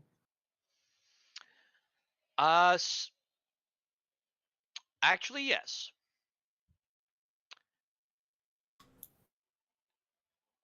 if you were to walk out of the illusion, or actually simply stick your head out so people can actively see you halfway through a wall, that should be enough to shatter the belief people have in the illusion. Okay, I'm going to leave the scrap of cloth where I found it, and I'll do the honors. I'll stick my head out. And just peer at everybody. The artistic debate that you left has, in fact, turned into an open brawl that the three older Prismari pledge mages are frantically trying to stop. And the sight of someone physically halfway in and halfway out of a seemingly solid wall does cause the fracas to come to a shrieking halt as dead silence descends. Guys, it's art, obviously. And with that, the illusion shatters. Say that there was any sort of bonus for getting this scavenger hunt done first. That was never explicitly said. You get bragging rights. I'll throw an entangle spell at the feet of the brawling people, ostensibly to stop the fight. Okay. All right. What is your spell save?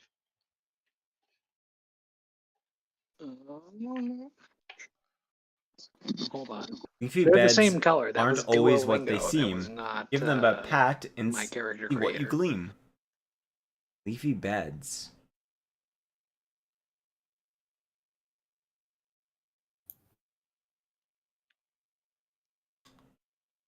Spell attack? Does +5 sound right, or does DC sound right? DC, the spell save, if you please. 13. Okay. 13. Yeah, I think 13's about the All right. The highest we could older get. pledge mages that were trying to break up the fight in true Prismari fashion seem to slither, writhe, and twirl their way in between the vines, while the other folk,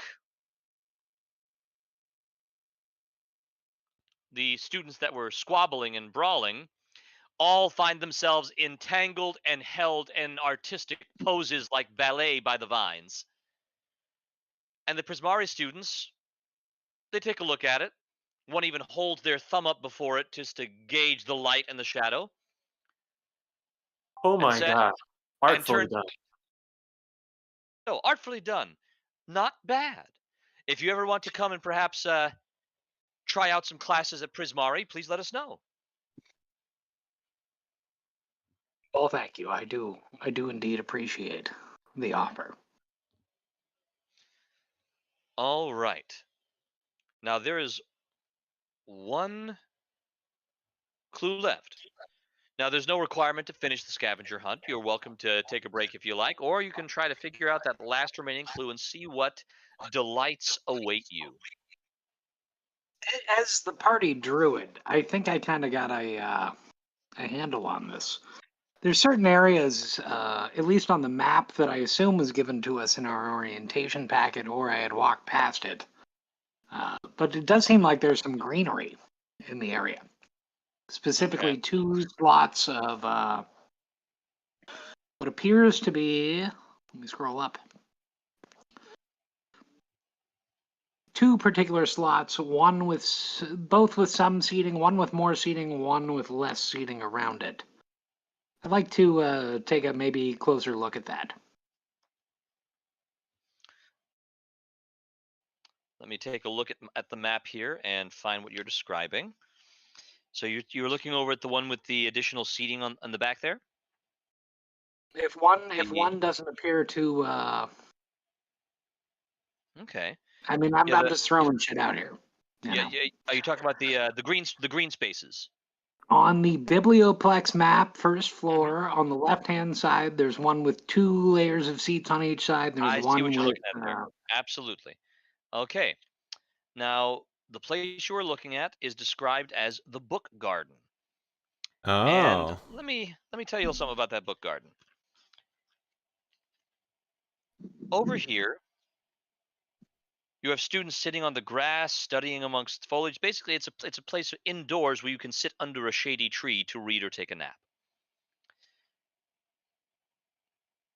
Now, you will see several Witherbloom pledge mages tending to some of the shrubberies there, and you're fairly certain one of the shrubberies seems to be literally shaking in joy as the pledge mage gives it a little trimming.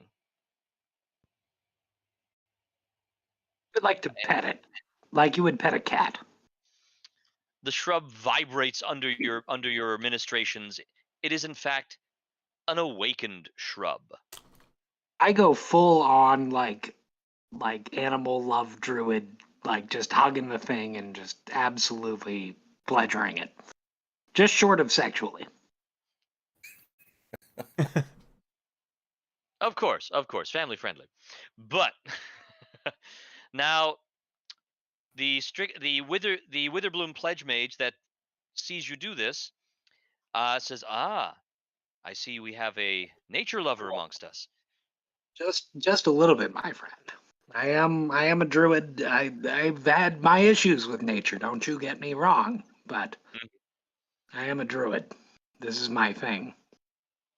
Love plants. Can't get enough of them. I go right back to just absolutely vibrating the shit out of this goddamn plant.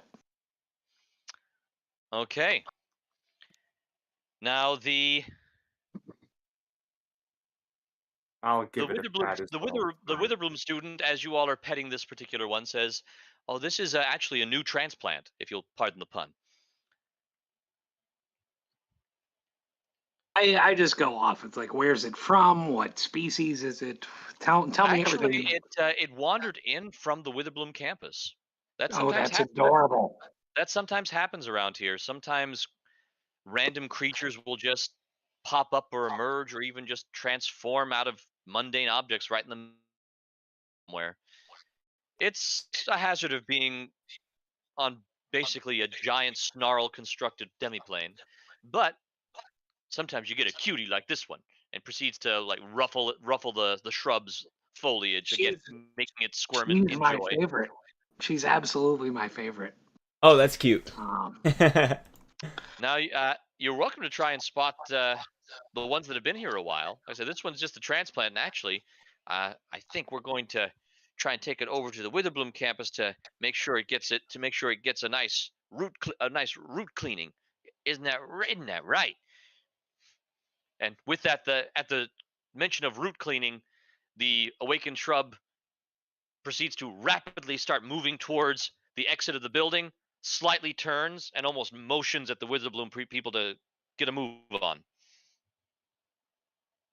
so my appraisal of this is that it does not like the idea of a root cleaning.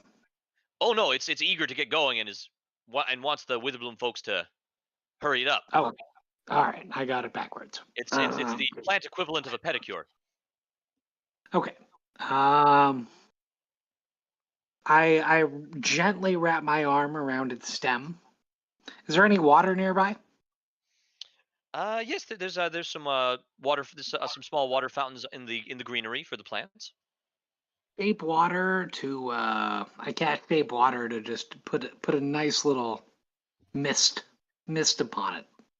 Like what it would be equivalent of like a nice shower for the thing.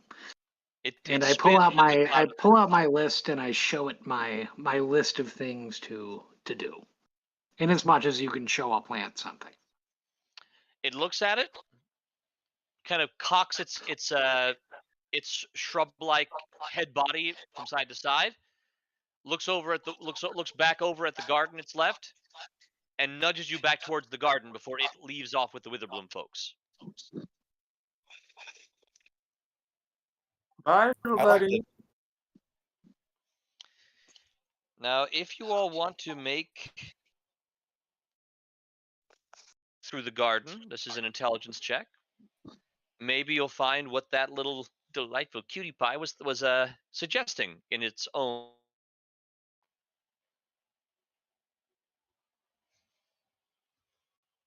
Okay, very nice.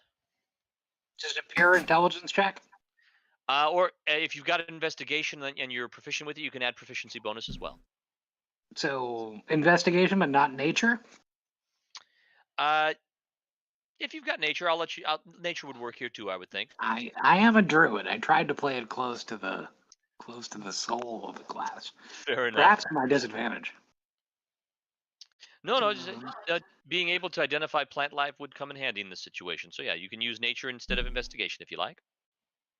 That's a that's also an intelligence check. Okay, very nice, very nice. God, critical fail as a druid. Oh no. Damn, that's ironic. Yeah, I'd actually like to take the clue literally and examine the ground that that plant was bedded in. The It refers to a ground, bed. I want to. the ground itself does not hold any particular unusual properties besides the faint trace of magic that's everywhere on the campus. But looking through the ground for you and the rest of the crew to miss that 3 of these plants have small golden glistening crowns of leaves interwoven into their branches, and they do seem to shift from root to root, and in fact look remarkably like the little cutie pie that just left. Now, as you notice this, especially with those rolls in the 20s, as you notice this, you notice a sun elf in silver quill, black and white, with a small scrap of cloth missing from his robe. Where is this person? In front of one of the 3 awakened shrubs you've all just identified. And he appears to be trying to set it on fire with a candle. I immediately just put my hands on the guy. Not aggressively, just like shoulders like, no, you're not setting a shrub on fire.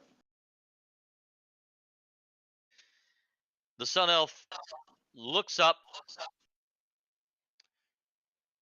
looks at your hand, looks back at you.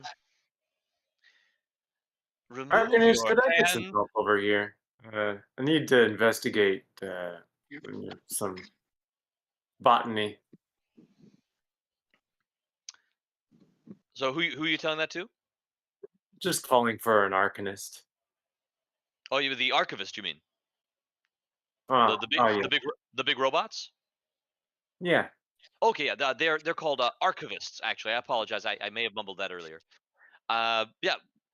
As one of them comes over, the sun elf, and it's not one of the Nefario siblings. This one has the look of a sun elf, but with long, cascading golden hair. And he instantly snuffs the candle on his own side, causing him to wince slightly in discomfort to make sure that there's no open flame when the construct arrives. I'm just losing my shit. Right. This man just tried to set fire to nature in front of me, in very protected nature. I've eaten meat. I've chopped down trees. Right. I use nature as it's meant to be used.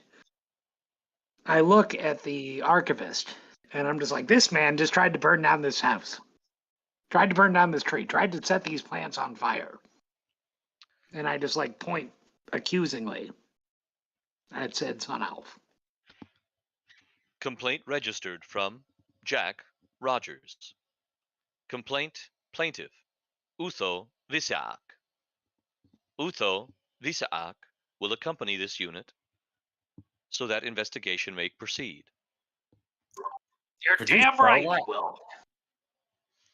The warlock stares. This sun elf stares daggers at you and follows the construct off. And after he leaves, the 3 awakened shrubs all gather to you all, and they proceed Oh, thank to produce from their branches, for each of you, a Strixhaven cuddly mask your individual colleges.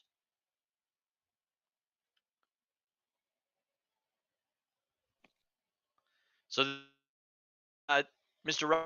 Rogers has 2 cuddly companions, and thus will be able to make use of their protection against fear twice each long rest. There's anything I've learned, it's you would never have enough cuddly companions. Oh, do we all get cuddly companions? Yep. Oh, fantastic.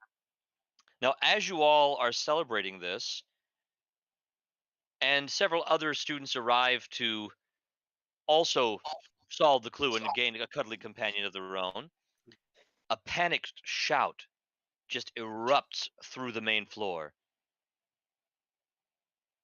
The trunk! A young elf screams, pointing towards the stack as she runs by. The trunk has teeth!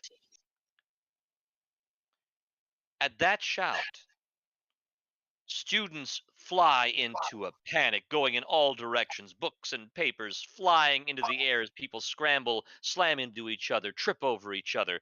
It is pandemonium. It is, in fact, a curriculum of chaos.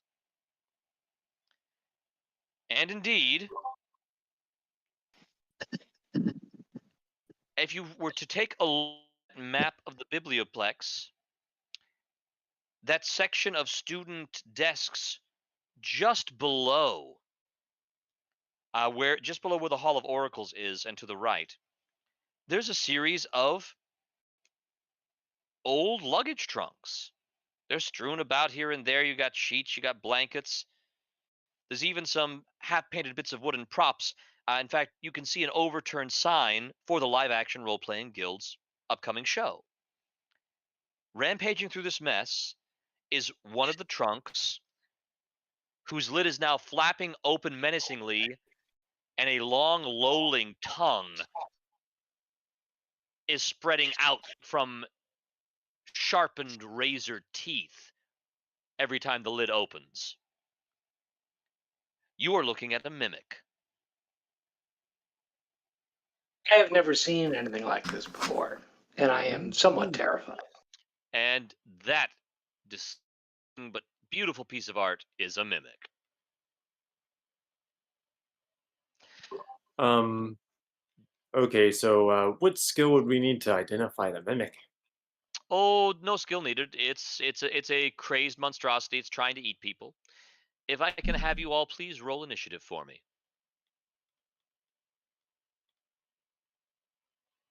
So that is a d20 roll plus your dexterity modifier. Okay.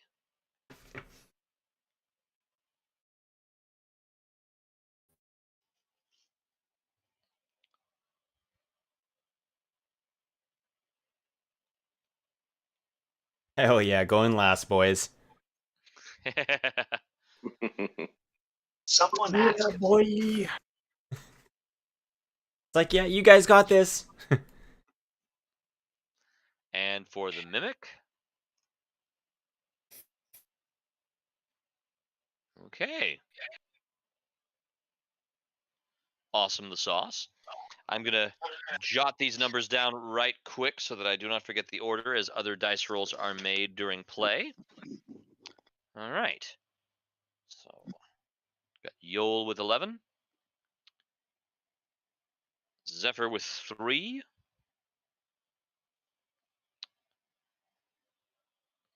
Jack with 18. We have Balin with 14 and the Mimic with 14.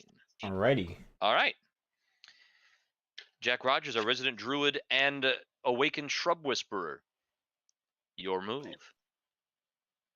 I would like to cast Guiding Bolt. Okay, Upon make that the- spell attack roll for me. That is a ranged spell attack. So, what modifier is this again? This is going. The spell attack is your proficiency bonus and your wisdom bonus added to the dice roll. So I think proficiency is 2. What's your General proficiency, yes, +2. Does that sound correct? Okay. and your wisdom modifier is? +3. So you add that as well. So it's a total of +5. Okay.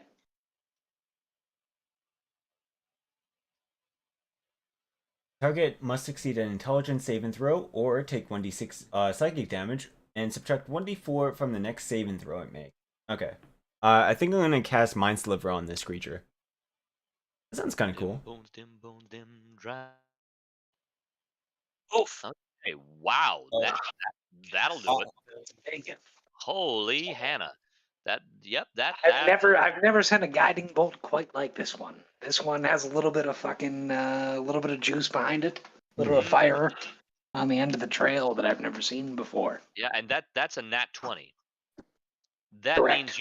means you crit, my friend. That means you would normally roll how many dice for damage? I have it open. Ordinarily, I would roll 46. Yeah, you're going to be rolling 8d6 because you critted. Holy crap. All right. And whoever attacks next also gets advantage. So you roll twice. Unless that also changes by the nat 20. That is absolutely true. So you said, I'm sorry, 8d6? Yep. Roll. Thank you. What the fuck?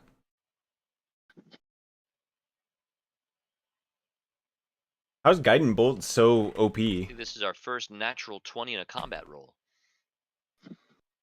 Okay. 36 it Every is. single last one of those was over the average. Every last fucking dice.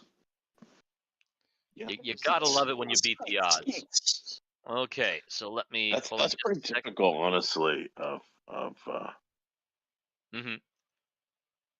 your normal dice rolling. Cadia did really well. That Steve Jackson game we played in. In nomine, was- yeah. I rolled terrible, like constantly. That's Katie true. had great luck. I didn't love that character as much though. I'm starting to groove with this guy. But yeah, 4d6 6, damage. 5, 5, 4, 4, 4, 4, 4. That sounds like a roll I would get with Cadia.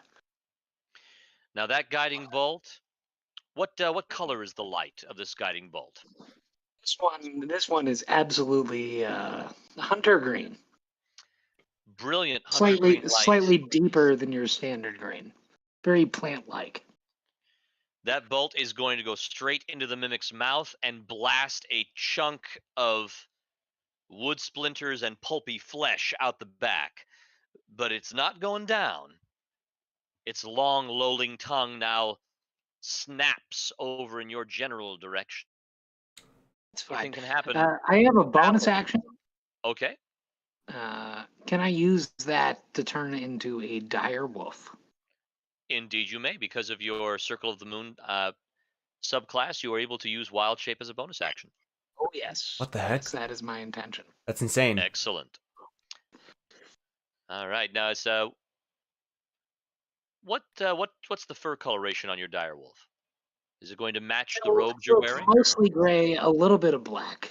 Okay, very nice. But the most noticeable sign is that there's a howl that fills the room. And this is my first combat transformation. I practiced it alone in my dormitory in deep in the wild. Very nice. Very nice. But it's like a half a scream that turns into a howl. It's one of the most Sweet. chilling sounds you've heard in your life. Very nice. Very nice indeed. Okay. It is Balin's turn. Balin, if you attack, you do have advantage because of the shimmering hunter green light that still surrounds the injured mimic. I have a question for you because I assumed that since we were going to an orientation, we're in our school uniform, which means no weapon, no armor, no shield. Well, it's Strixhaven, and there is, as the Witherbloom apprentice said, a nasty habit of random monsters and creatures popping up along the various campuses. So if you Say wish to have earlier, you have things you secreted did say unseen. earlier that we had our stuff under our robes if we so wish. Yes, and since nobody indicated otherwise, so I assumed you all brought in at least one weapon apiece, given what happened Yeah. with your entrance exam. Okay, then in that case, I would assume that I have the split mail hidden under my uniform, Yep, and you I'm have hiding you the would have mace. the normal armor class and weapon, absolutely. Probably not a shield. Probably not that just for the sake of where would you put it, but Ah. otherwise you're good. Okay, so I guess I will attack with my mace. All right, you have And advantage on the attack, so roll twice and keep the high roll. okay, Forget you replaced that with a master crafted mace at the end of the last Yep, episode, correct. which I does don't not think give you there wa- +1 damage, but does give you +1 to hit. I It does think there not was a act as mace. magic, but it does give you a +1. I didn't see a mace in the list. Did I just overlook it? It was in the selection of masterwork weapons available from the Horde. Oh, okay. Oh, let's see.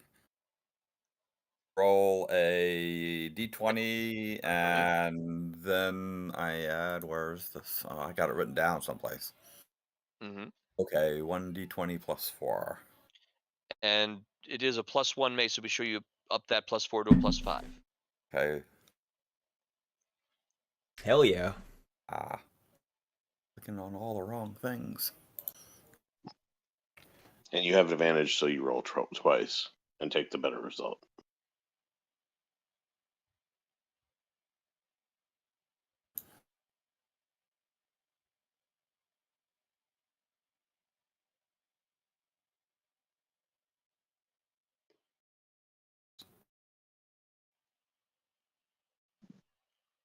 Okay.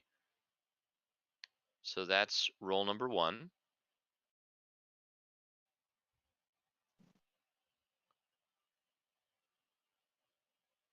And rule number 2.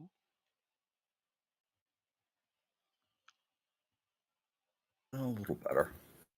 Nice. Okay. Well, you definitely hit. So roll damage with your mace. Okay. And remember to add your strength bonus to the damage roll.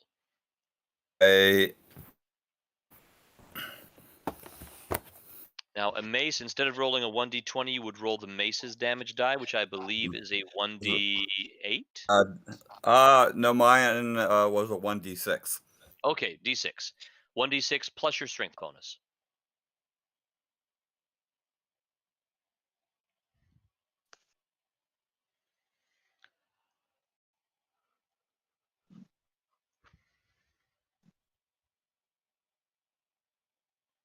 And do I get the proficiency since You'd never add proficiency to damage, just to attacks. oh, okay. Because the proficiency is how skillfully you're able to aim the weapon. The damage is how much force you put behind the weapon.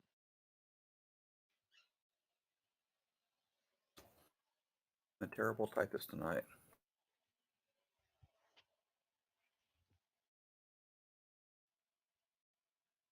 4 points. Okay, adding that in. Excellent. All right, now it is the Mimic's turn. The Mimic's lolling, salivating tongue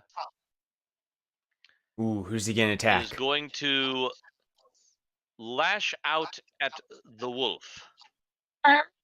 Not the wolf. It remembers that green light and did not care for it. So this is going to be 1d20 plus 5. As a response, I growl, like an angry growl.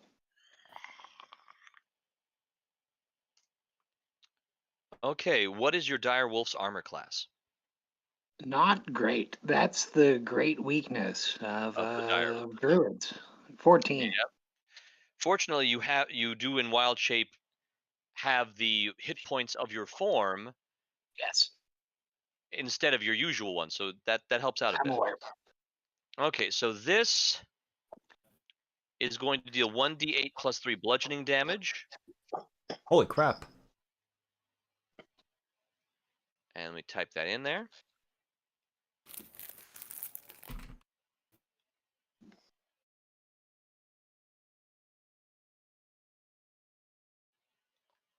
And So for my hit points, I'm just going to use the average for each one. Does that? yeah, Because that's I'm fine. 5d10 plus 10, but it just says 37. I'll use 37. All right. Okay, so you will take in your You wolf just beat form a direwolf? That's crazy. the and let's see here.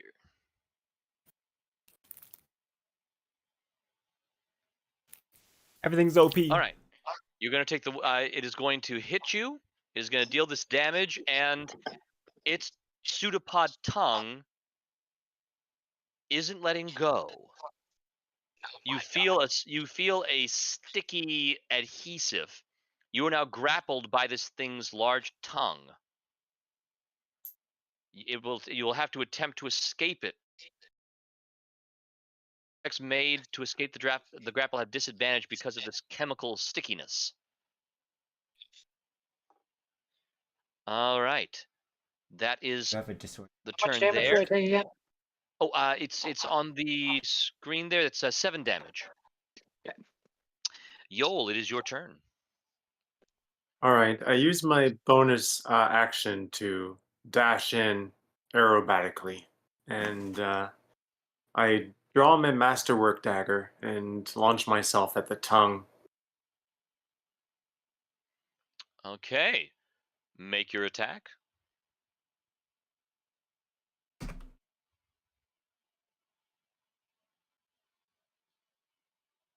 Bleh.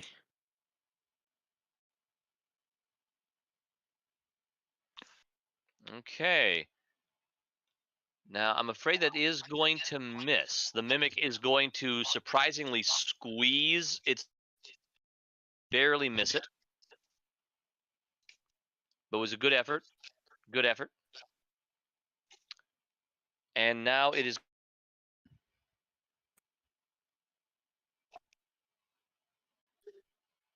Oh.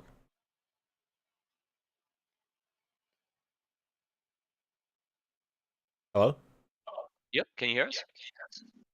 No, you cut out for a second. Repeat all that.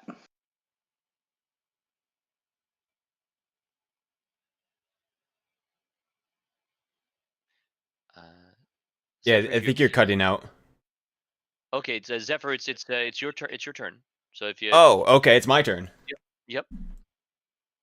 Okay, well, let's see. I am gonna cast a spell called Dissonant Whispers. Oh. Okay, so it has to make a Wisdom saving throw, Okay. Will do.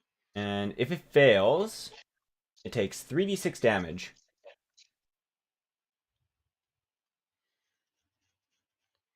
Okay. Let's see here. Checking this. All right, that should be the right numbers. One wisdom saving throw coming up. Aha. There we go. 1d20. There we go. 15. Yeah, it's successfully saves.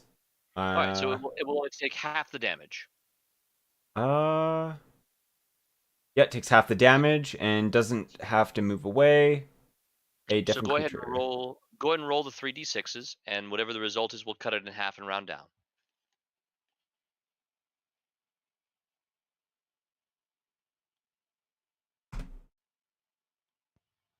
Okay. Okay, 9. So it'll take 4 5, damage. 4. Yeah. Okay. Alrighty. Making a note. Excellent. Okay. Your words cause pieces of it to wither and decay in pain and shame. All right. Now we're back up to the top of the line. Jack the Wolf. You are now grappled by a sticky adhesive tongue. If you wish, you may use your action to try and break the grapple. I think I would. So I can't just attack what's grappling me. So You can. You absolutely. While you're grappled, you won't be able to move and maneuver at all. But you can certainly just try to. I mean, the thing's tongue is all around you. You can just bite down on the tongue if you like. So I have the option of doing damage or breaking the grapple. Yep. I'd like to attack, and I attack with. Where is everyone else in relation to me? Well, Balin is very close by because the two of you, because Balin was right next to the thing and attacked it. You were not far away from it, if I recall. So I was fairly. I ran to the scene, so Mhm. I feel like I was close. The question is important because I have pack tactics. I So see. if anyone is within 5 feet of me, I get advantage on the roll. Very nice. I But would say, really, regardless of that, I'm just going to bite and bite hard, as wolves do. no, All right, I would I'm say within that 5 feet of you, I think. I think that is absolutely accurate. Yep. So you would have pack tactics, definitely. Damn. You gain all the abilities that the creature has? Is that real? That's insane. So this is the part that's always going to take a little while. My attack roll is 1d20 plus my strength bonus And as you a dire wolf. Yes, you would. You basically, if you look at the direwolf stats, you can just use the direwolf's attack bonus on the bite. So the attack bonus is always for a dire wolf, just strength, though. Correct. Yes. Well, Okay. hold up. I've got the direwolf page open to the book here. Let me just. Yeah, I do too. So. Yeah, it should just tell you a specific number, and then that's it. Yeah, so it's +5, +5 to hit.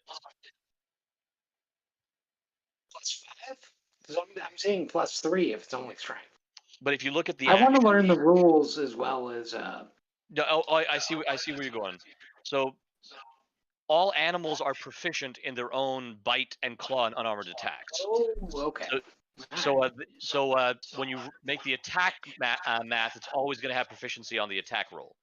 It's just on the damage that you get only the strength bonus added. So 19. That'll hit. Well, I get to roll again. Roll again just in case you get another crit. I'm a lucky guy.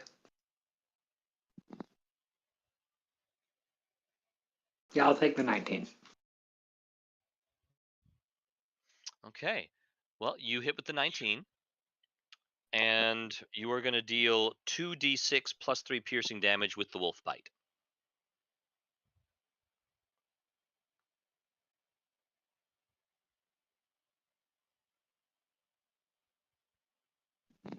+2d6 plus what? Plus 3. Says the bite's 2d6, and then it adds the 3 is the strength bonus from the wolf. All right, so that's 13 damage. Making a note. You take a piece out of the tongue. Ooh. It's still holding on by threads and sinews that are slowly trying to keep itself together. You can almost see tendrils of tongue matter trying to flail through the air and reconnect. It's very disturbing. I eat whatever's around. Whatever falls to the floor of my feet. And Balin, you're up. Okay, I'm gonna attack again with the mace. All right, roll them bones.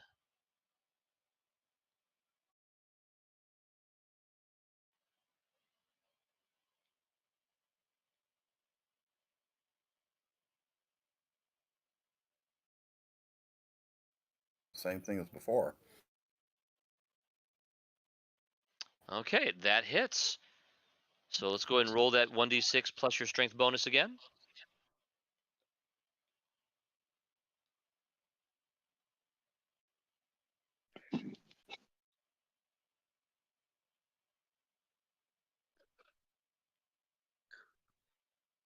Okay. I'm gonna have to check some of my spells again because But, you know, every little bit helps. You smack a bit of its substance I feel like out of the some of way these there. are not part of the sorcerer book. Now, it is going to. It is going to. How do I explain this? While keeping the adhesive tongue on the wolf, it is going to close its own mouth around its tongue, and the bulk of the mouth emerges on the other side to take a bite over at Balin. Ooh, I was afraid that was going to happen. Yeah, you smacked it. You smacked it twice. It's taken that a little personal. Because I was going to say, and I forgot to, that I was going to shift behind it. So, I guess I am It's back cracking you. exactly where you said. Okay.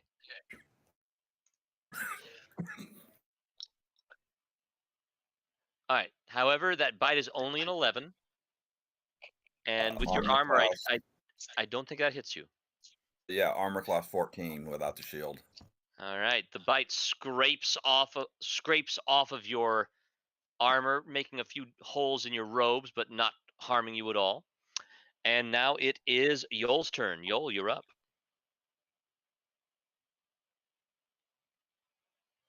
Ooh. All right, that's another Nice. dagger attack. I get one attack, right? Yes. Now you are a rogue, correct? That's right. All right. You have just hit a creature that has allies within 5 feet of it. Well, your allies are within 5 feet of it. You have just successfully made a sneak attack. That means, in addition to the damage you roll from your weapon, you are going to add dice. As a second level rogue, that means you'll be adding 2d6s. Oh no, 1d6. 1d6 to that. All right. Yeah, very sorry. I forgot to look up the damage for the dagger, but I'm assuming it's 1d4. Yes, 1d4, and then another 1d6 for sneak attack. And add your dexterity bonus to that as well. So 1d4 plus 1d6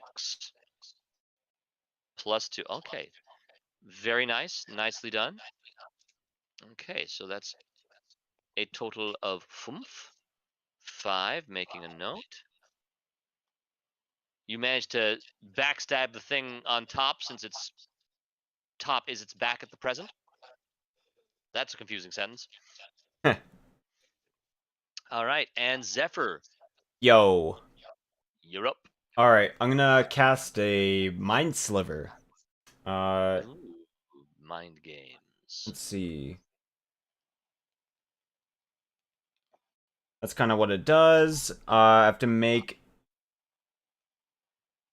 The target must succeed on an intelligence saving throw or take 1d6 psychic damage. Yeah, this sucker's got a -3 intelligence mod. Go well for him. Okay. Okay. So 1d20 -3. Oof, feels bad. All right. So does a 16-meter beat the saving throw?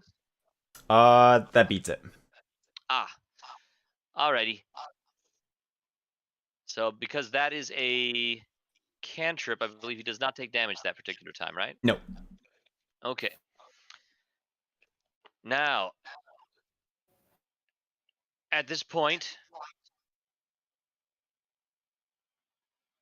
the mimic starts to shiver,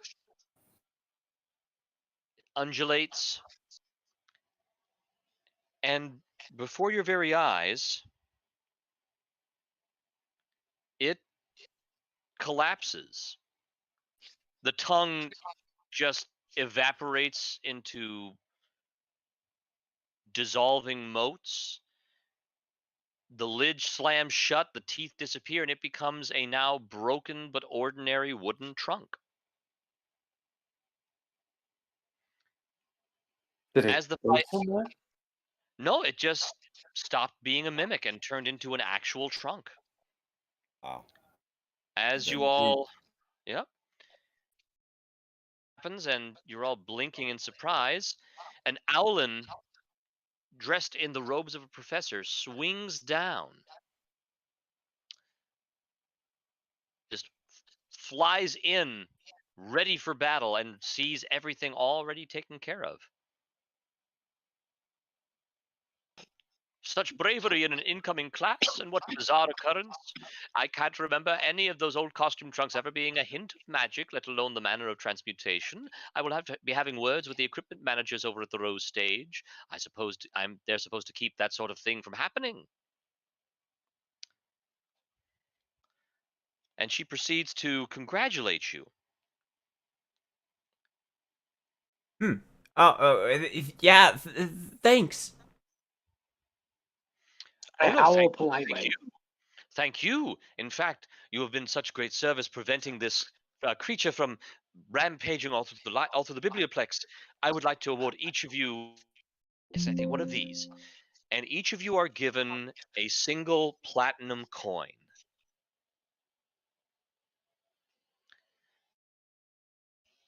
I beam effusively One, at Professor Sharpbeak. and I think that's a good place to call it tonight. Yeah, I think that's a perfect place to wrap it for the evening. What is the Alright. conversion from platinum to gold? It is, I believe, 10 gold to the platinum. Okay. And 100 silver to the platinum, and 1,000 copper. Thank you. Is there anything in the trunk? Nope, it's just an ordinary empty wooden trunk. It used to have costumes in it, but the costumes are now all splayed apart, and the trunk's in pretty bad condition. It's dented and scored and punctured, and there's burn marks. Yeah, That's y'all the did a big good gently. job. that's the Well, big question is how much is it going to cost me to replace my school uniform? I think that Silverbeak will be more than happy to use a mending spell on it free of charge, just to patch up all those tears and burns. Well, folks, I hope you all had a wonderful evening. I certainly had a good time. I did. I enjoyed it. That was Yeah, well fantastic. done. Thank you. Yeah, everything Awesome. went really, really well. And once again, Kurt, just thank you so much for all the prep work and the assistance with the pictures and all that. That was great, and thanks for indulging me by adding Sam Eagleton in there. That was just Oh, no problem, man. I couldn't resist. It's No, Sam the Eagle. yeah, absolutely. That's fantastic. Alrighty, folks, I'm gonna go ahead and hit the hay, but looking forward to next session. Y'all have a lovely night. Take care. Next Alrighty. week, man. Thank you. Have a good one. Bye. All right. Good night. Thank you. All right, and now you're one adventure away from level 3. Hog. Sounds good. All So we right. gain a half a level. Yeah, basically, yeah. At level 1, you need one adventure to get to level 2. At level 2, you need 2 adventures to get to level 3, and so forth. It just makes it so much easier than actually. I've always liked that over like individual like encounter experience because like it just makes people want to attack shit for no reason, just Yeah, to get the murder points. Yeah, So yeah, having I it stand being behind that. That is an excellent point. Yeah. Yeah, that's fair. And saves the math too, so that's more than worth it. Just tell me when I need to do some shit. Like that's key. But yeah, great session. I enjoyed every part of it. Thank you. Yeah. Great work. Yeah, it was definitely a good time. Is your daughter okay, man? Like Jesus, like that's Yeah, she's Sorry. fine. I mean, as fine as you can be. Like Yeah, I told her that. If in I showed class. up to work tomorrow and my boss was dead, like it'd fuck with me. Yeah, yeah, Depends on the boss. I have several. But, yeah. No, I told her. I told her it's okay not to be okay for a bit. Nah, Yeah, that sounds. that's probably really hard to go through, especially like being young and everything. Yeah. Oh, that was when I was a kid. Like I lived with my grandmother and my mother and my uncle, and Uh, I went.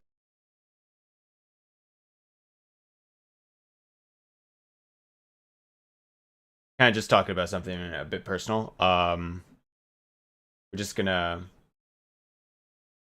hang out here for a minute.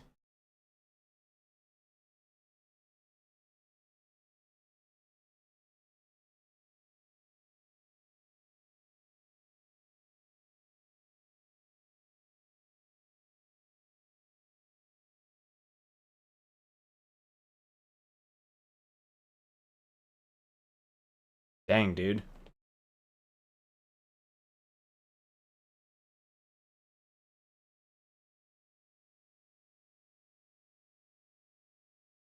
Man, that's crazy. Hmm.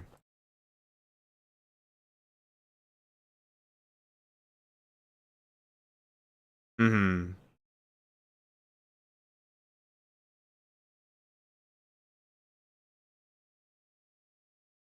Yeah. Thanks for the session and all the prep and everything.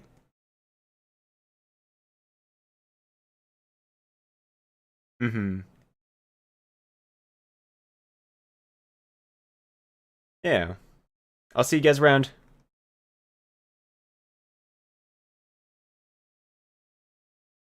All right, guys. We are gonna head to bed here pretty soon. Yeah. That was interesting. Not too bad. Dude, some of the 5e spells seem like really OP at level 1. You know? Like that 86. I was like, what? That is crazy. That's insanely powerful. But yeah. That was wild.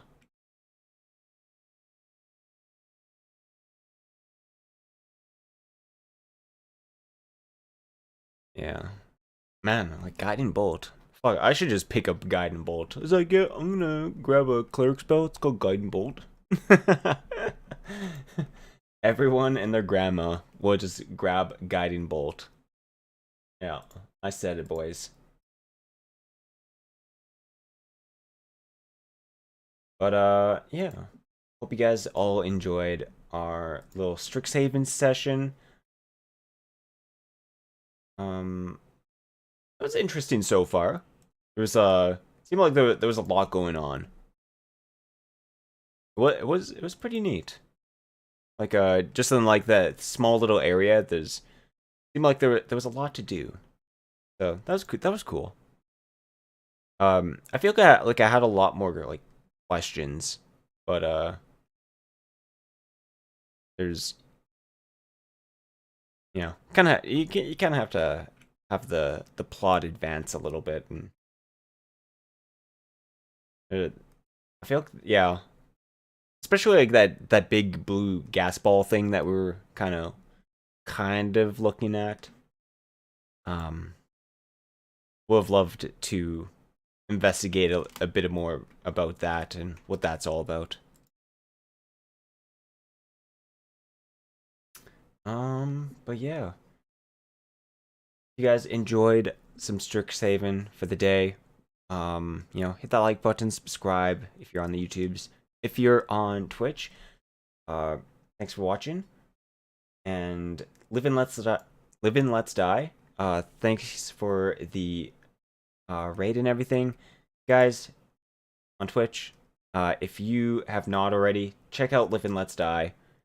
Really cool guy and gal. They're a couple who plays D&D, and they run it. They have some really awesome sessions I've seen, and they're friends of the stream, definitely. So check them out, and we'll see you guys next time.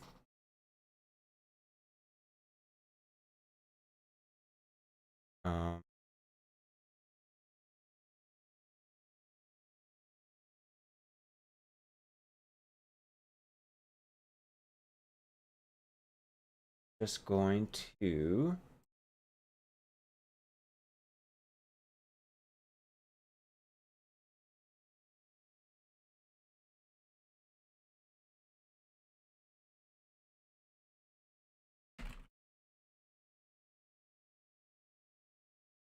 check out these guys. I put the link in the chat.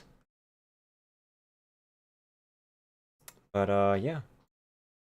I'll see you guys around. Thanks for watching, guys. Until tomorrow. We'll do a little bit more of something. Bye-bye.